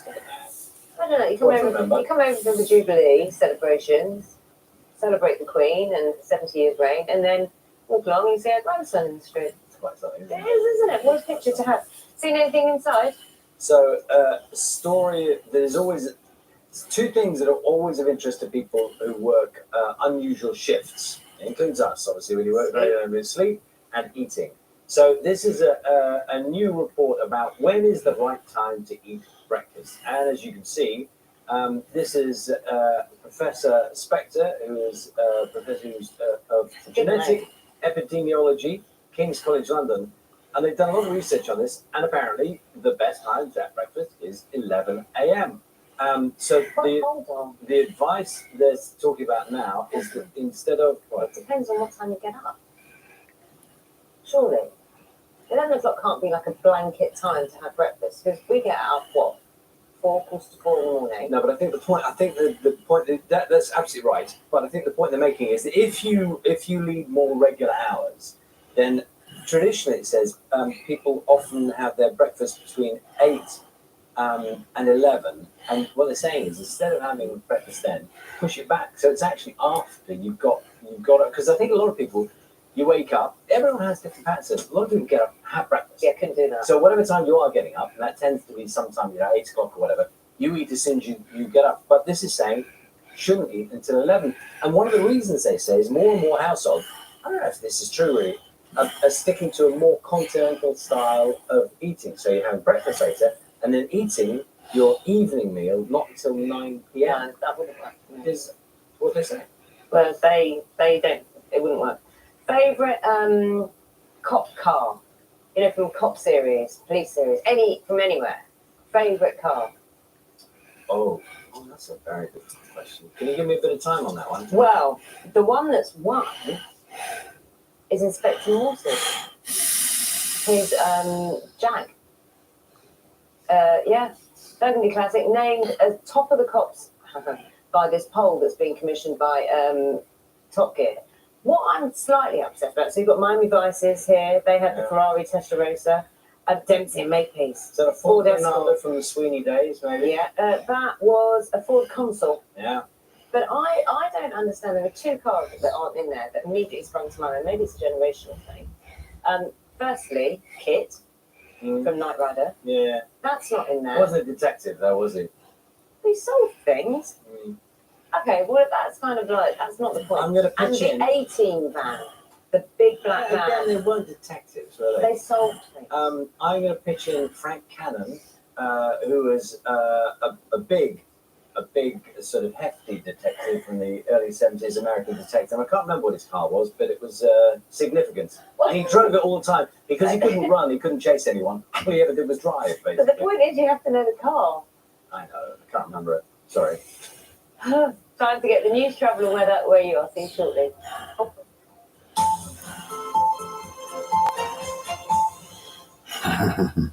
Hello, I'm David Allard with the news here in the south. Nearly 400 guns and items of ammunition have been handed in during an amnesty run by two of the South's police forces. Hampshire and Isle of Wight police took in items including an M16 assault rifle, 2 pump-action shotguns and a replica AK-47. Thames Valley police are now disposing of unlicensed rifles, handguns and replica firearms, among other items handed in. Hundreds of homes and businesses in North Hampshire are still waiting for their phone and broadband services to be restored after construction workers accidentally cut through fibre optic cables. It's meant long delays for patients seeking emergency treatment at the Royal Hampshire County Hospital in Winchester. Openreach says its engineers have been working through the night to make the extensive repairs needed, but it's a complex fix and may take some time to completely recover. A planned strike by refuse workers on the Isle of Wight next week has been called off. The GMB union has confirmed its members have accepted an improved pay offer from the island's waste contractor Amy. It means bins will be collected as normal ahead of the Isle of Wight festival next weekend. Technical experts from Sussex have been lobbying MPs over the need to reduce the carbon footprint of internet streaming services. The energy used to power internet downloads of videos and other content is now responsible for 3% of all global emissions. That's the same as the aviation industry, and it's continuing to rise. The Southampton MP Alan Whitehead was among those hearing the campaigners' concerns. Streaming, I think, as an activity and companies involved in it have a responsibility to get their act together as far as their energy use is concerned. But also this is something that, as it were, the global ICT community needs to get a grip on. A no anchor zone for pleasure craft at a Dorset beauty spot has been extended in a bid to save seagrass, an important habitat for seahorses and other wildlife. The voluntary scheme at Studland now covers an area the size of 5 football pitches off South Beach. Conservationists are also installing eco-moorings as an alternative to avoid yacht owners dropping an anchor. Let's get the weather forecast now with Dan Downs. Good morning. It's mainly dry weather across the south this weekend, but pollen levels are very high now. We're in peak grass pollen season. UV also high. Well, sunshine around today, but a patchy cloud coming and going. It's just a small chance later into the afternoon. We might just see 1 or 2 isolated showers developing. But very humid for most of us, staying dry right through the day. Temperatures in the high teens or low 20s away from the coast. Overnight tonight, showers tending to die out, few clear spells. Temperatures holding up though in double figures for most of us. And tomorrow, a repeat performance, really, another day with long spells of sunshine, bit of patchy cloud around with a chance of 1 or 2 isolated showers, again, quite a low risk. It's then quite breezy through the weekend, and similar temperature to today. Have a good day. That's it from us. Now back to Charlie and Nadia. Bye-bye.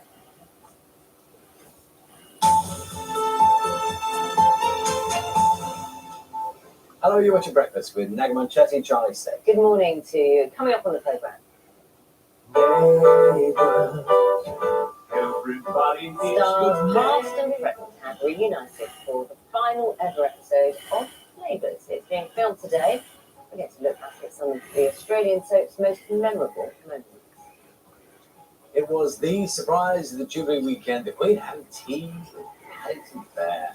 Now, one artist's painting of the unlikely bear has gone viral, and you hear how it's even caught the eye of actor Hugh Bonnet.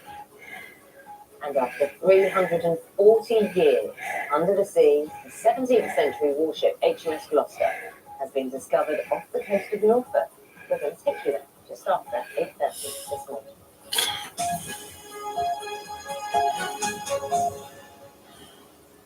6:31 is the time right now. So after a week of all those problems at airports particularly, lots of questions about whether things will get sorted or how bad they are still now. Katie's been looking into it for us. So what's it look like, Katie?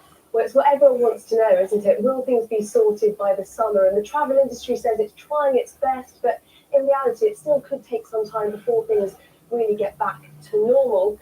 Welcome to our virtual airport, which is just a little quieter than some others will be this morning. Now, while most people have been able to travel without problems recently, thousands have not. And I'm sure you'll have seen these sorts of pictures. This was luggage piling up at Manchester Airport this week. And we're sometimes still seeing long queues like this one at Heathrow. Now, 876 flights from the UK have been cancelled in the past 2 weeks, and 549 flights to the UK didn't make it off the ground either. Airlines say most of the cancellations they've made have been done well in advance. That's not always the case, though. Zoe made it to Tenerife for the first family holiday since the pandemic, but cancelled Wizz Air flights left them stranded abroad. They kept changing their minds, saying that it had been cancelled, delayed, cancelled. It kept on going around in circles like that. So we've been stranded here. When we eventually booked the flight, which was 4 days later, with no communication or help from Wizz Air, the hotel actually managed to scrape a bathroom for us, which we're thankfully grateful for. Otherwise, we'd be absolutely stranded.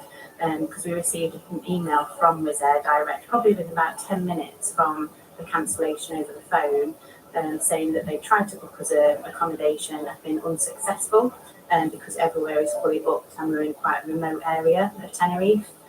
So yeah, it was a bit panic, thinking, well, what we're going to do, how we're going to get home. Delays are acceptable, but totally abandonment for 4 days with no communication from Wizz Air, I don't think is acceptable.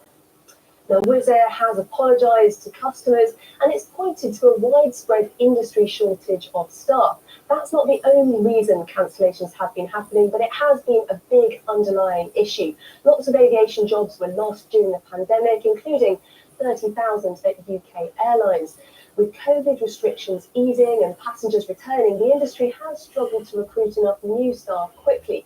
This isn't just about cabin crew. We're talking about security staff, baggage handlers, workers to refuel the plane, and cleaners. When vacancies do get filled, it takes weeks to get background and security checks done. Manchester Airport Group told us it has 740 people waiting to go through the vetting process before they can start work. We went to a jobs fair at Bristol Airport to find out how recruitment was going there. Obviously, the airport are struggling a bit at the moment in some ways, so I just thought give it a try. And what did they say? They've been they're quite keen at the moment. They want me to pull us out straight away. So, like, fingers crossed, I guess. It's going really, really well. There's lots of interesting companies here, and everybody wants to give you a job. It's great. I'm enjoying it. Typically up to 12 weeks for security clearance and training. So all these people here aren't really much help with the big summer rush. It's going to be, they won't really be working until about September. No, they can get temporary passes and work as long as they're escorted by someone else. As I say, they can start their training, they can start landside before moving airside. So we have lots of workarounds.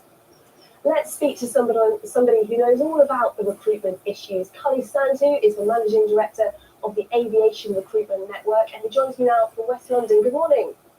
Good morning. So which jobs are you finding it hard to recruit for and why? The challenging roles that we've been facing certainly have been the aircraft cleaning roles, which every UK airport is struggling with at this moment in time. Certainly hospitality, there's a huge shortage of chefs that are also required within the hospitality and leisure side of the airport, which are a real struggle.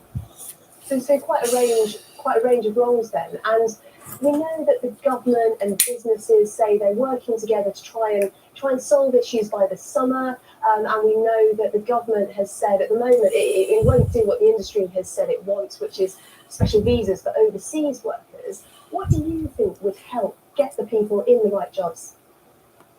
My biggest challenge that I'm facing at this moment in time is really candidate commitment. It's not just the actual airside pass issue or the security issue. Candidates are applying for jobs. What we are seeing is because the sheer volume of vacancies that are available, it's a candidate buyer's market at the moment. They can pick and choose which companies they want to work for, what roles they want to apply for.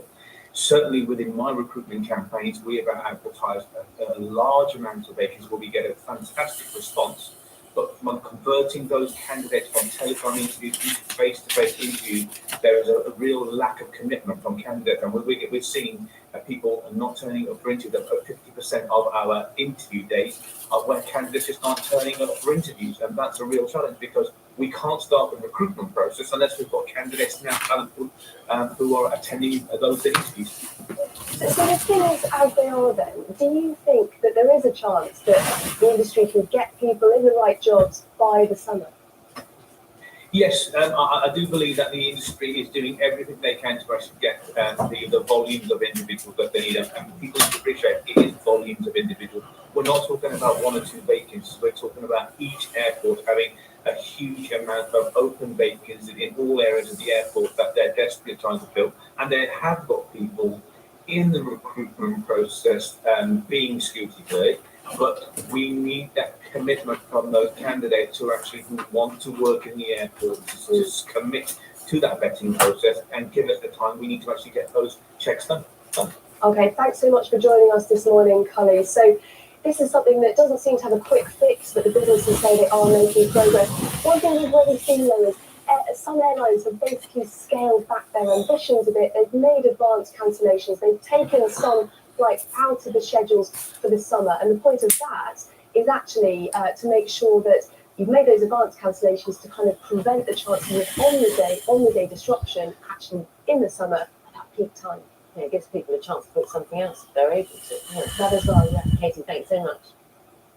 Let's see, time now is 6:38. Mike joins us to have a look at all the sports news. So I don't play golf a lot, but I know it's a game, it's all about timing.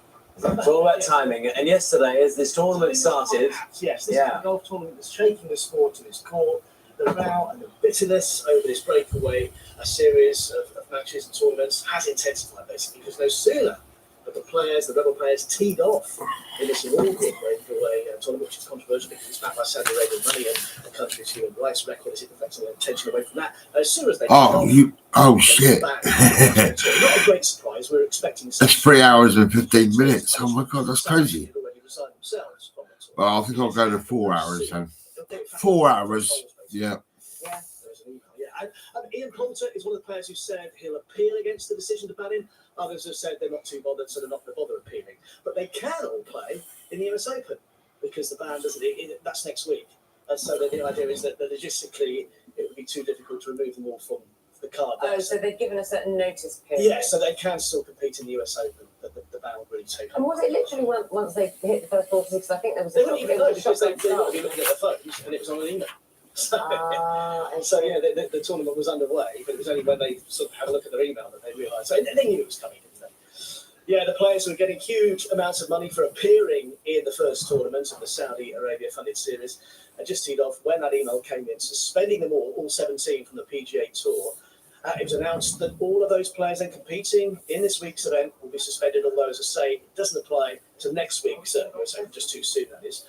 Now, in response, the organisers of the Breakaway Series hit back, calling the PGA Tour vindictive and saying the ban deepens the divide between the Tour and its members. Six-time major winner Phil Mickelson is among the biggest names to be affected. He says he'll be playing in the Live Golf events for the next few years.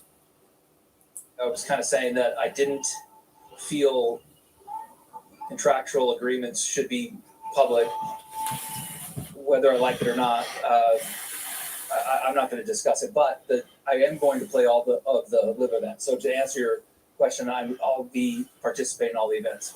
I know that I'm going to play the 8 this year. I'm going to play the 10 next year. I can tell you that. As the football, Northern Ireland's disappointing run continues. They were beaten 3-2 away from home to Kosovo in the Nations League. The home side were 2 goals ahead early on and never really looked threatened by Northern Ireland after that. Daniel Ballard did get the second of Northern Ireland's 2 late goals, consolation goals at the end, but the result adds more pressure on the manager Ian Barraclough. He's gone 13 games without a win in the competition. It's congratulations to Liverpool's Mohamed Salah and Chelsea's Sam Kerr, who've been named the PFA Players Player of the Year in the men's and women's game. Salah narrowly missed out, of course, on winning the Premier League title and the Champions League, but won the FA and League Cups. Both Salah and Kerr were their respective leagues' top scorers, and this award is voted for by other players, so I guess that means all the much more because of that. Another hugely worrying day ahead for Derby County fans after the club's proposed takeover has suffered another blow. So the club's administrators now say that the current deal with American businessman Chris Kirchner will be off if he doesn't show evidence that he can complete the deal by 5 o'clock this evening. The Football League called this news incredibly disappointing, while the club's administrators are now engaging with other potential buyers. The former Newcastle owner, Mike Ashley, has expressed an interest, as have a set of local businessmen.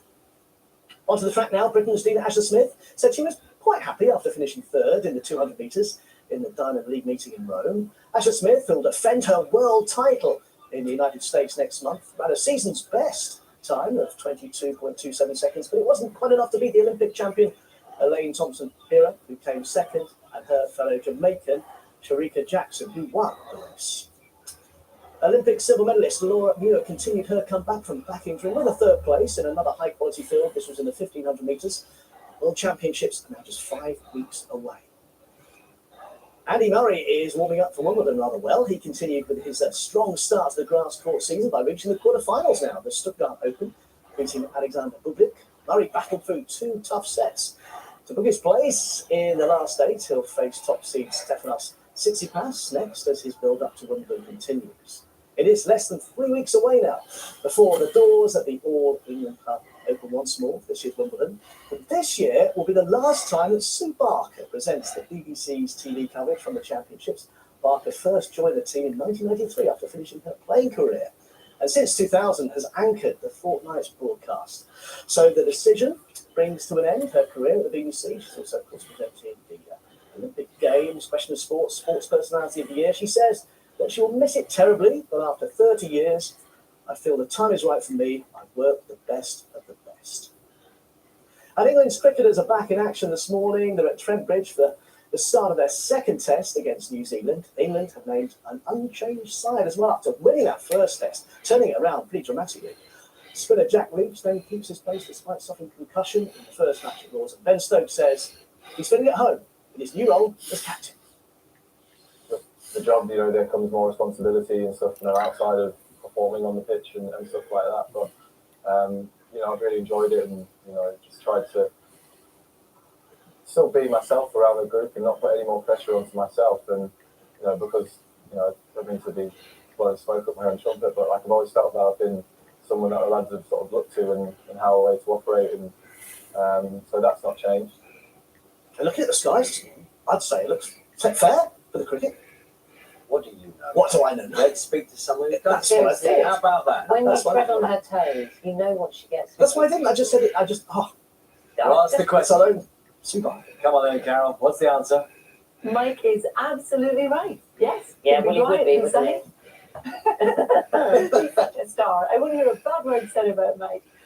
Good morning, everybody. It's a beautiful start to the day across many areas this morning. You can see from one of our Weather Watchers pictures, taken in North Tyneside a little bit earlier on. And it's also a mild start as well. We've got a temperature range 11 in the Northern Isles, 12 around the Manchester area, to 16 as we push down towards the southeast. And those temperatures will, of course, continue to rise. Now, low pressure is driving our weather at the moment, and embedded in this deep area of low pressure are the remnants of tropical storm Alex. And you can see from the wind arrows as well as the isobars, it's going to be a windy day, especially so across the northwest. Pollen levels today are also high or very high across England and Wales. And we're talking grass pollen and also some nettle pollen as well. So if you have an allergy to either of those, do bear that in mind. So we've got the dregs of yesterday's weather front break across the far southeast. That will clear mid-morning. The cloud will hang around the Channel Islands, and then there will be a lot of dry weather and a lot of sunshine. But you can see the showers already across Northern Ireland and Scotland, and some of those will be heavy and thundery with a little bit of hail mixed in. We can also see an isolated shower anywhere in the southwest of England, heading towards Gloucestershire, for example, maybe the odd one in North Wales, but it will be the exception rather than the rule. It's going to be a blustery day wherever you are, but the strongest winds will be across the north and west, particularly in the Outer Hebrides, where we're looking at gusts about 55 miles an hour. So some large seas around the Outer Hebrides and also around the Malin Head area.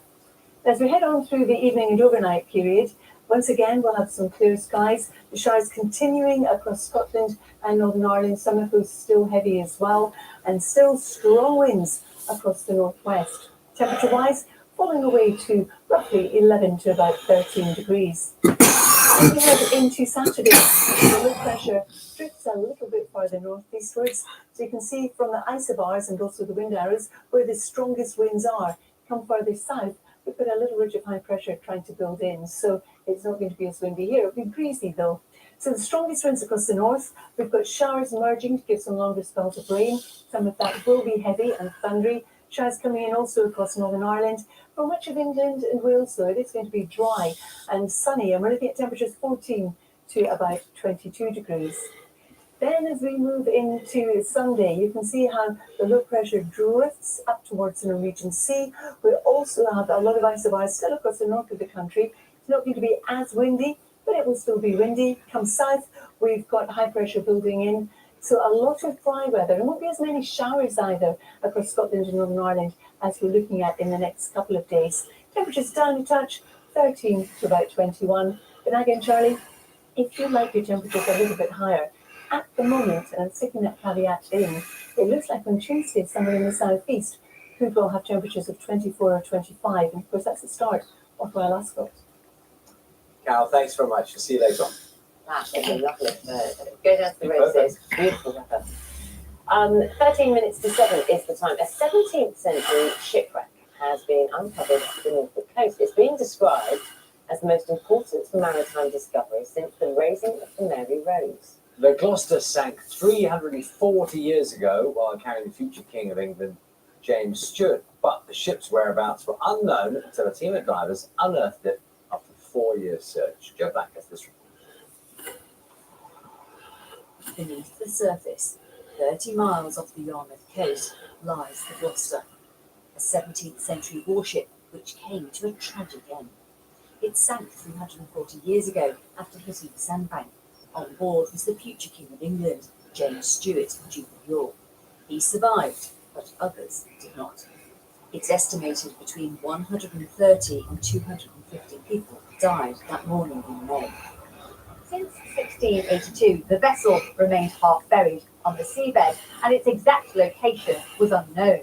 Now we know that it's been discovered. It's caused much excitement, with some saying that this is the most important maritime find since the Mary Rose. And these are the two brothers who located the royal ship. Julian and Lincoln Barnwell are Norfolk-based printers, but they're also professional divers. And after years of looking for Second World War wrecks, they wanted a new challenge. Unfortunately, there's 40,000 wrecks around the whole of UK, so and there's quite a lot. There's a lot off Norfolk. We've done lots of those, great adventures, but there was always, what's next? A search of Lincoln's Encyclopedia of Shipwrecks set them on the trail for the Gloucester. its age and royal connections an obvious draw, as well as its warfare. So I picked the phone up that night, rang up my brother Julian. I knew what he'd say, and I said, "Are you up for a new adventure?" And go looking for the Gloucester, sank in 1682, carrying everywhere potentially, and he was just in there like a flash, and off we went. After a 4-year search over 5,000 nautical miles, they finally found it. I could see that shadow on the seabed, so you know you're on some wreck, which is just really fantastic, obviously. And before you knew it, at 5 meters or so, I was kneeling on the seabed and surrounded by just fantastically huge cannon. And there was more than one, there's a group of them, and I just knelt there, took the moment in, probably 5 minutes, just unbelievable. Just one I'll never forget. Basically, I said to Luke, don't pretend when you come to the surface that you found it, because I'll give you a rude sign. I knew he was serious when he came back to the surface, because he popped up, and normally you take all your kit off, it's really heavy. He was so pumped with adrenaline, he just climbed up our stainless steel ladders, hand extended, and said, "We found them." I fell over, didn't I? You did, then he fell over. And they've recovered many fascinating artefacts. Pipes still full of tobacco, spectacles with spare lenses, and bottles, some of them with wine still inside. And there is also the ship's bell. I think we have, we hope, a well-preserved time capsule of this luxurious royal voyage. We've just scratched the surface. The rescue archaeology to date has brought up a big range of diverse and very significant finds. Many will want to see the Gloucester raised, but whether that's possible is still to be determined, with much more historical, scientific and archaeological work to do. Joe Black, BBC News. Now, after 37 years and almost 9,000 episodes, the residents of Ramsay Street are getting together for the final time. Filming of Neighbours is coming to an end today. Probably see behind us some of the faces you may remember from the past. The Aussie soap launched the careers of a number of Hollywood actors and pop stars, including, of course, Kylie Minogue and Jason Donovan. They are all returning for a final farewell being filmed today. Our entertainment correspondent, Lisa Maziba, has this report. Over the decades, its theme tune has graced so many of our living rooms. And today, Neighbours wraps production for the final time. Cast members old and new have been reuniting this week, returning to Ramsay Street for one last hurrah, including Neighbours icon Ian Smith, known for his role as Harold Bishop. I love you. Also coming back are arguably the soap's most famous couple, Jason Donovan and Kylie Minogue, aka Scott and Charlene. It was lovely, emotional. Driving into Ramsay Street was quite something. I was like, firstly, where's all that time gone? Secondly, everything looks exactly the same. Thirdly, Scott, Charlene, Jane, Harold. I mean, it all came flooding back. Neighbours has sort of, changed the landscape for a lot of, people and how they viewed Australians, and it certainly kept my family in business for a while. So I'm proud to have been part of that, and it launched my career, and I'm very excited to be part of the final episode. The Australian soap has been part of British culture for almost 40 years, enjoyed by fans of all ages. Created in 1985, it was first broadcast on BBC One the following year. As well as packing a punch with audiences, the show helped make stars of many of its young cast. Scott and Charlene's romance was one of the storylines that helped make what was initially a struggling Australian soap into a major UK hit. Their wedding in 1988 was watched here by close to 20 million viewers. The show's themes may not have been hugely original, but their setting in a sunny suburb of Melbourne, populated by a cast of colourful characters, This is something special, proved irresistibly popular here in the UK, rarely hitting a duff note with viewers. even perhaps at its most surreal moment ever, Bouncer the dog dreaming of love and marriage.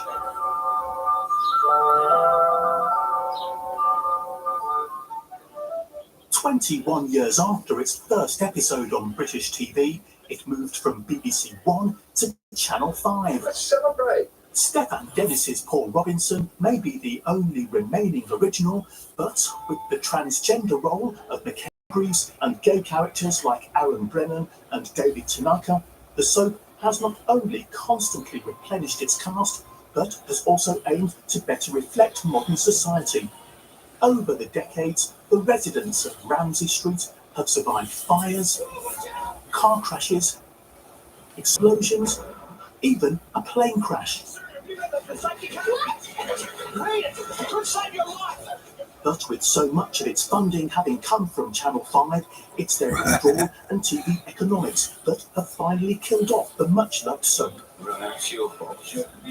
The show may soon be over, but the love story between neighbours and its viewers is sure to endure forever. Lisa Mazemba, BBC News.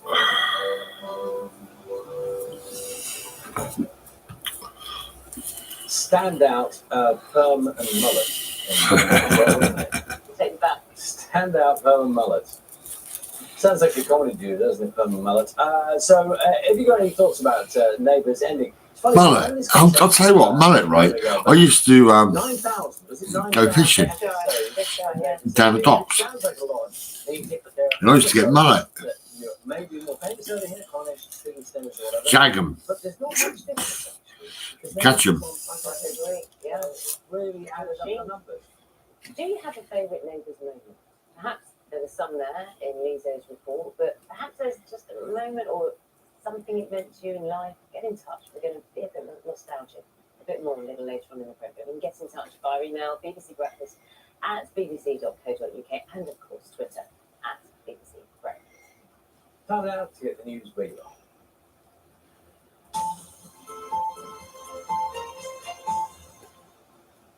Good morning, I'm David Allard with the headlines in the south. Nearly 400 guns and items of ammunition have been handed in during an amnesty run by two of the South's police forces. Hampshire and Isle of Wight police took in items including an M16 assault rifle, 2 pump-action shotguns and a replica AK-47. Thames Valley police are now disposing of unlicensed rifles, handguns and replica firearms, among other items handed in. An Oxfordshire man has been jailed for 4 years for sexual offences against children. Robert Moores, who's 36 and from Stanton Harcourt, pleaded guilty to possessing indecent images of children and to using social media to incite girls under the age of 13 into sexual activity.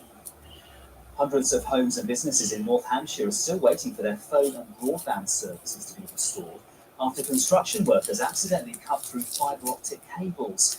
It's meant long delays for patients seeking emergency treatment at the Royal Hampshire County Hospital in Winchester. Openreach says its engineers have been working through the night to make the extensive repairs needed, but it's a complex fix and may take some time to completely recover. Part of Tarring Road in Worthing is being closed again overnight following the discovery of a suspicious substance at a property. There's been an increased police presence in the area for the past couple of days after the bomb disposal team was called out to destroy a suspicious package on Wednesday.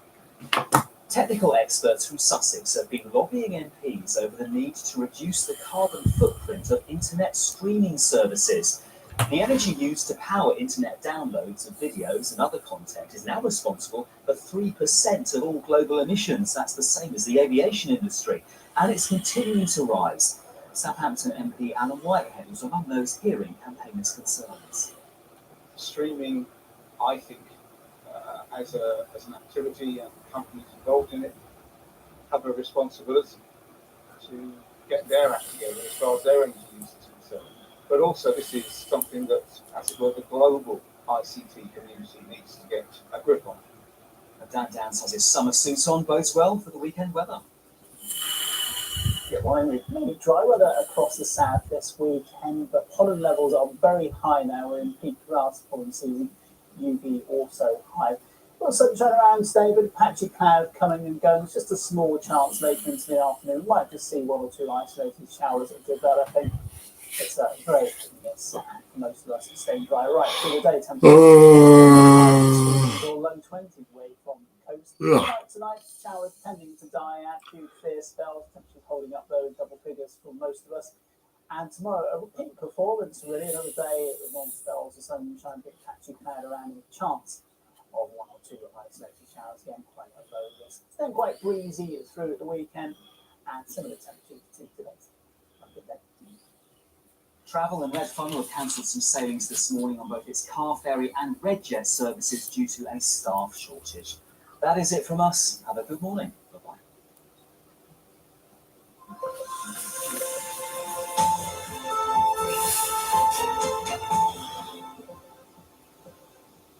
Good morning, welcome to Breakfast with Nagaman Chetty and Charlie State. Our headlines today.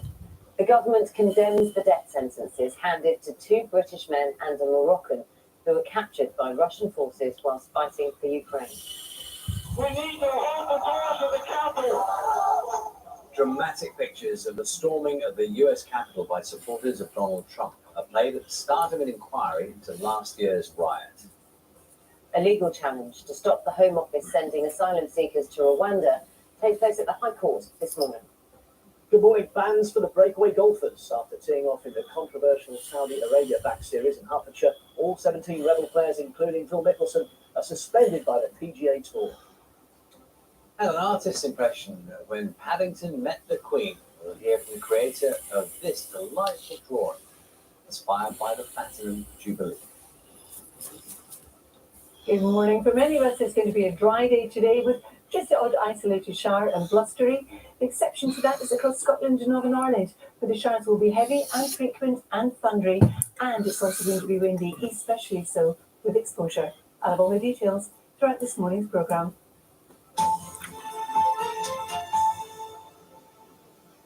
Good morning. It's Friday, the 10th of June. The Foreign Secretary Liz Truss will speak to her Ukrainian counterpart today to discuss the case of 2 British men who've been sentenced to death after being captured by Russian forces whilst fighting in Ukraine. An unrecognised court in the rebel-held area of Donetsk found Aiden Aslan and Sean Pinner, along with a Moroccan man, guilty of being mercenaries. Francis Reid has this report. Britain has called it a sham judgment with no legitimacy, yet both of these men could face death by firing squad. Didn't really have any other choice other than to surrender. This is Aiden Aslan during the battle for Mariupol. Both he and Sean Pinner were captured back in April. Now they're part of Russia's propaganda war, with Moscow claiming they're foreign mercenaries. They may be killed quickly at shock value, but if everyone expects they're not, then they will be held as a diplomatic tool. And I think the bigger picture of what is happening is that the Russians are going to become increasingly aggressive as part of the indirect conflict against the Baltic republics, against the Poles, against the UK and others who are close to the Ukrainian administration. It's true that foreign fighters signed up alongside Ukrainians after the Russian invasion, but that's not the case for Aiden and Sean. They'd made their lives in Ukraine some years ago, serving in its armed forces for several years prior. A US Army medic trained Aiden Aslan. You got 20 minutes. 2017, he has a 20 minutes. Oh my God. Did have a home outside of Mariupol, and he was part of the 36th Marine Brigade. So, yeah, he had a well-established life. 20 minutes. Oh my God. Citizenship. Kremlin-backed media showed the men arriving for sentencing in Donetsk yesterday, which is under the control of pro-Russian rebels. The court's not internationally recognised, and the UK Foreign Office says it's a breach of international law to prosecute them, a view supported by the Ukrainian government. The main problem is that Russia, they don't follow any, rules of war. They don't follow anything. That's my main message. There is no international order for them. There is no international rules for them. The Foreign Secretary is expected to speak to the Ukrainian Foreign Minister this morning in an attempt to secure their release. Russian state media suggest the men have a month to appeal against their death sentences. But condemned men, or simply a bargaining tool? Ultimately, that's something that could be decided by President Putin himself. Francis Reid, BBC News. Our political correspondent Nick Adley is in Westminster for us this morning. Nick, morning to you. So Liz Truss has this meeting today with her Ukrainian counterpart. Yeah, morning, Naga. A call with the Ukrainian Foreign Secretary later this morning where I've no doubt that these cases will be raised. The UK firmly believes that this is a sham judgment, that it has no legitimacy.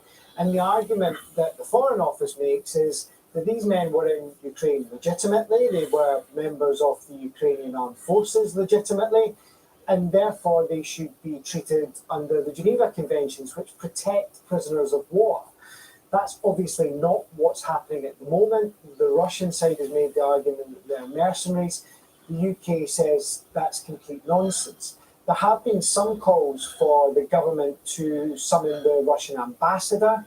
Robert Jenrick, the MP for the parents of Aaron Aslan, has made that call in the last 24 hours. There is some reluctance, though, that I'm picking up within the Foreign Office to get involved in this directly in terms of negotiations with Russia.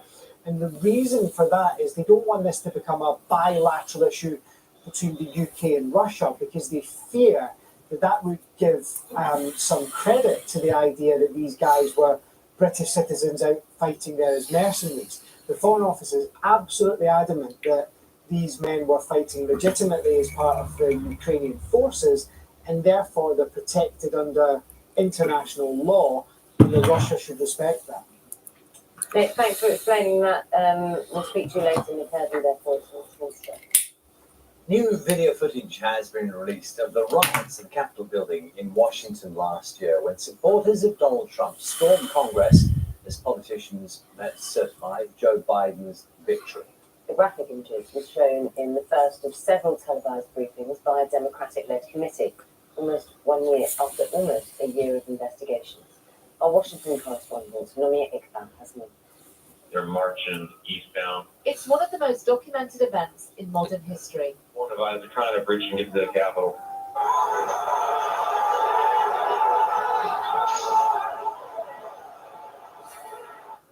And new footage shows just how close America came to losing its democracy on January the 6th. This was a highly produced hearing made for primetime TV, in which the committee said it would reveal shocking details of what happened. And aware of the rioters' chants to hang Mike Pence, the president responded with this sentiment, quote, "Maybe our supporters have the right idea. Mike Pence, quote, deserves it." We heard from the Attorney General at the time, William Barr, once close to Donald Trump. I made it clear I did not agree with the idea of saying the election was stolen and putting out this stuff, which I told the president was. And for the first time, we saw Mr. Trump's daughter agree. I respect Attorney General Barr. So I accepted what he was saying. You swear and affirm on the penalty of perjury. Then came the live testimony. First, from a police officer injured that day by the pro-Trump mob.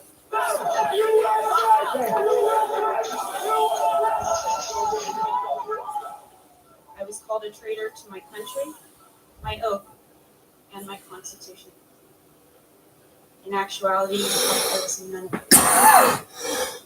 American, standing face to face with other Americans, asking myself how many times, many times, how we had gotten here.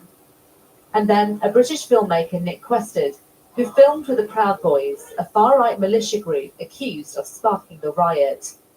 I documented the crowd turn from protesters to rioters to insurrectionists. I was surprised at the size of the group, the anger and the profanity. And for anyone who didn't understand how violent that event was, I saw it, I documented it, and I experienced it. Inside the hearing, those who lost loved ones wept. The word illegal was used many times in the hearing. The panel is ultimately trying to set out this case to prove that Donald Trump's attempt to overturn the election result led directly to the deadly riot. Nomia Iqbal, BBC News, Washington. A coalition of charities is seeking an urgent Whoa. intervention at the High Court this morning to try to stop the home I was going to sleep for a couple of hours. From as early as next Tuesday. Campaigners say I'm going to sleep until 9 o'clock. have been earmarked for the first flight, including Afghan citizens who recently arrived in the UK after fleeing the Taliban. Dominic Cassiano has this report. It's A bed with 3 hours and 46 minutes. Oh my God. This is one of the reception hotels waiting in Rwanda's capital, Kigali. Asylum seekers from the UK due to arrive on a flight leaving next Tuesday.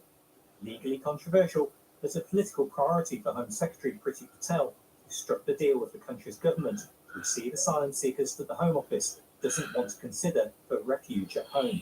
People like these. Migrants crossing the English Channel this year, 10,000 since January, double the rate of last year. Targeted for removal from the UK because the Home Office claims they have no legal right to seek asylum here. The Home Office says its Rwanda policy targets migrants taking dangerous, unnecessary and illegal journeys to the UK. The rules apply to some, but not all, reaching the UK through a safe country. Rwanda will take responsibility for their asylum claims, although the UK will foot the bills. The charities say the entire plan is illegal, and that's why they're today asking judges to stop it. We don't believe that anyone should be being punished for claiming asylum. The UK is signatory to the Refugee Convention. We have the right to claim asylum as a human right. It is a one-way ticket. There is no route back to the UK, even if they are then recognised theoretically in Rwanda as a refugee. It's a stepping back entirely of our obligation to protect people in need of persecution. The government recognises that the plan is so controversial, it was always going to end up before the courts. But it says it's lawful to send people to Rwanda because they should have claimed asylum first. That's my neighbour. So today's case Those dogs. is ethically and politically possible, but about the UK's international obligations to refugees. The Home Office won't confirm who would be first to head to a new life in Rwanda. But one charity says it includes recently arrived Afghans who fled the Taliban. If the charities persuade a judge to stop next week's flight, they'll then try to kill the policy dead. Policy ministers say it's vital to repairing a broken migration system. Dominic Cassiano, BBC News. A bill which would override parts of the Northern Ireland government's post-Brexit trading arrangements will be put before Parliament on Monday. 49. 11 minutes.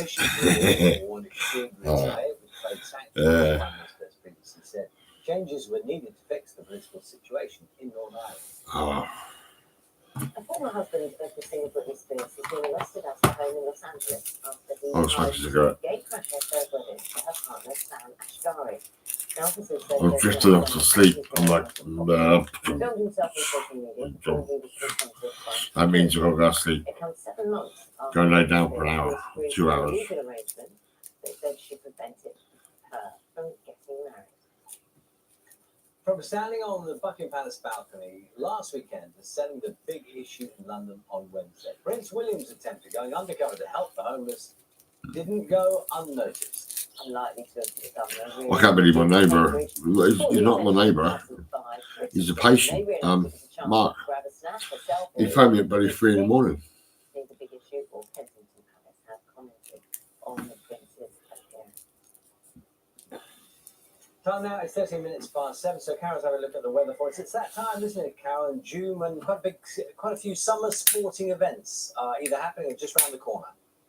That's right, Charlie. In fact, this is one of them. You can see we've got the Test match cricket today and over the next few days. It's looking set fair for this. Be dry, there'll be some sunshine, turning cooler as we head towards the end of the weekend. And today, blustery winds as well. Blustery winds sums it up quite nicely for many of us. It's a mild start to the day. We've got some sunshine, dregs of yesterday's weather front just draped across the far southeast of England with 1 or 2 showers. That will clear this morning, but linger across the Channel Islands, over a cloud across the southwest. But away from these areas, it's mostly dry and sunny until we get to Northern Ireland and western Scotland, because here we do have a few showers and windy conditions already around the Outer Hebrides. Now the wind's going to continue to pick up through the course of the day. The northwest being the windiest, we get a gusty gale force across the Outer Hebrides, and the showers becoming more prolific in Scotland and Northern Ireland. Some looking heavy and thundery with some hail, We'll see one or two spring up in southwest England, for example, as well. But most of us will stay dry with highs up to 22 degrees. For this evening and overnight, we hang on to the showers in Northern Ireland and Scotland. Still windy here. Come further south, there will be fewer showers, clear skies, and temperatures falling away between about 12 and 13 degrees. So as we head through the course of tomorrow, a lot of dry weather for England and for Wales, not as windy as today. Might see the odd showers spring up here and there, but there'll be few and far between. Whereas for Northern Ireland and Scotland, the showers will be more prolific once again, and again they'll be heavy and thundery, and the strongest winds by then will be across the north. Now getting Charlotte. Thanks, Carol. See you later on. Thank you.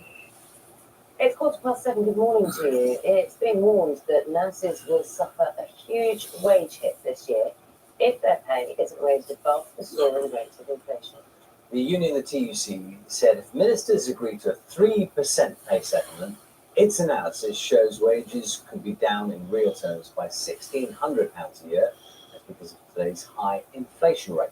A 3% pay rise was awarded to NHS workers in 2021. Now, this meant that the average nurse earns an extra £1,000 a year, while porters and cleaners received around £540. However, in the same year, more than 25,000 nurses quit the profession. The Royal College of Nursing says in order to stop NHS workers leaving and finding roles elsewhere, this year's pay rise needs to be above inflation, which is currently at 9%. So it says the new pay offer needs to not just match inflation, but be 5% above. Right, Here's you got what 7 minutes. Oh my God. Shadow Health Secretary Grace Strickland for breakfast this week when asked if they thought an NHS pay rise should exceed inflation this year. When we look at pay in government, we are advised by the independent pay review bodies. They take into account a number of things, including inflation. No doubt they will in their upcoming recommendations. I'm not going to preempt what they may or may not say, and I would look to that first before the government makes a decision. When I was campaigning around the country in the local elections before May, I will never forget the visit that I did to the food bank in Colchester, where they were telling me that nurses were turning to the food bank. So, we'll wait and see what the pay review body says. Personally, I would like to see a particular focus on those lower pay bands, those among the lowest paid workers, not just in the NHS, but in social care, because people are really struggling at the moment. Let's speak to Sean Hennett from the TUC. Very good morning to you, Sean. So, first of all, we had two politicians there. I suppose most importantly, the Health Secretary saying he didn't want to preempt the verdict of what that pay recommendation should be. What about you? What can you tell us? We know that NHS workers across the country are facing really stark choices. Can they afford to keep food on the table, a roof over their families' heads, pay their soaring energy bills, and put enough fuel in their tanks so that they can get to and from work? And that's because for the last decade, the government have held down the pay of nurses, paramedics, porters and others in the NHS. Many are thousands of pounds worse off in real terms today than they were in 2010. And we're warning the government, if they don't get pay for nurses and those in the NHS right this year, then many of them will vote with their feet, and we will lose skilled, experienced staff, and we just can't afford to do that. Can I bring you back to the issue of numbers? Because I think it's widely accepted that, like a lot of people, nurses will be feeling the hardships of how the cost of living rises at the moment. But in terms of the figures, what are the figures you think would be acceptable?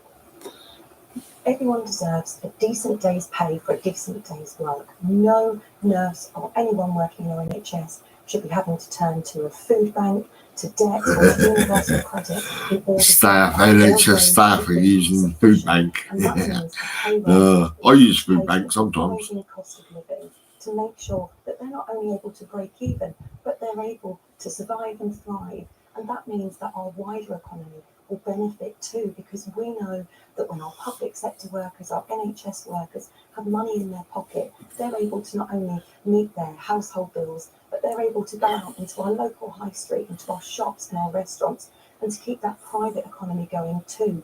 That's really, really important. I will try and keep asking the same question, which is, talk to me about numbers, because everyone's well aware that inflation is either 9 or 10, possibly going up beyond that. What, in terms of a pay offer for nurses, what figures are you talking about? We're talking about everybody. Oh, this figure and that figure and that figure. Yeah. It needs to reflect the rising cost of living. And what we want to see is the I'll government finish that sitting already. around the table with employers, with unions, That's crazy. talking about what that fair pay offer would be. Okay, let me try. And I am trying to.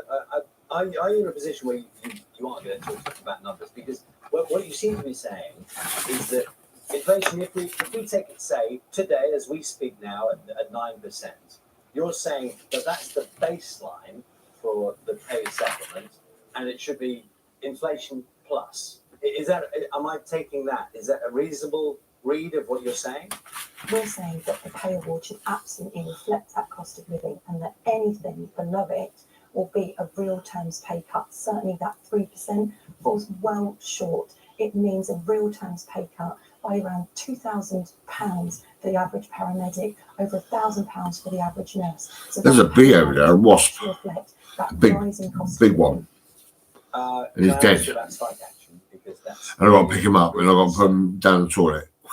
Is that You know, What we're really concerned, first and foremost, is that NHS workers will vote with their feet. We already have 1 in 10 posts in the NHS unfilled, and the rate at which the government are recruiting new nurses and NHS workers simply isn't keeping the pace. NHS employ 20-year-olds and they've got no experience.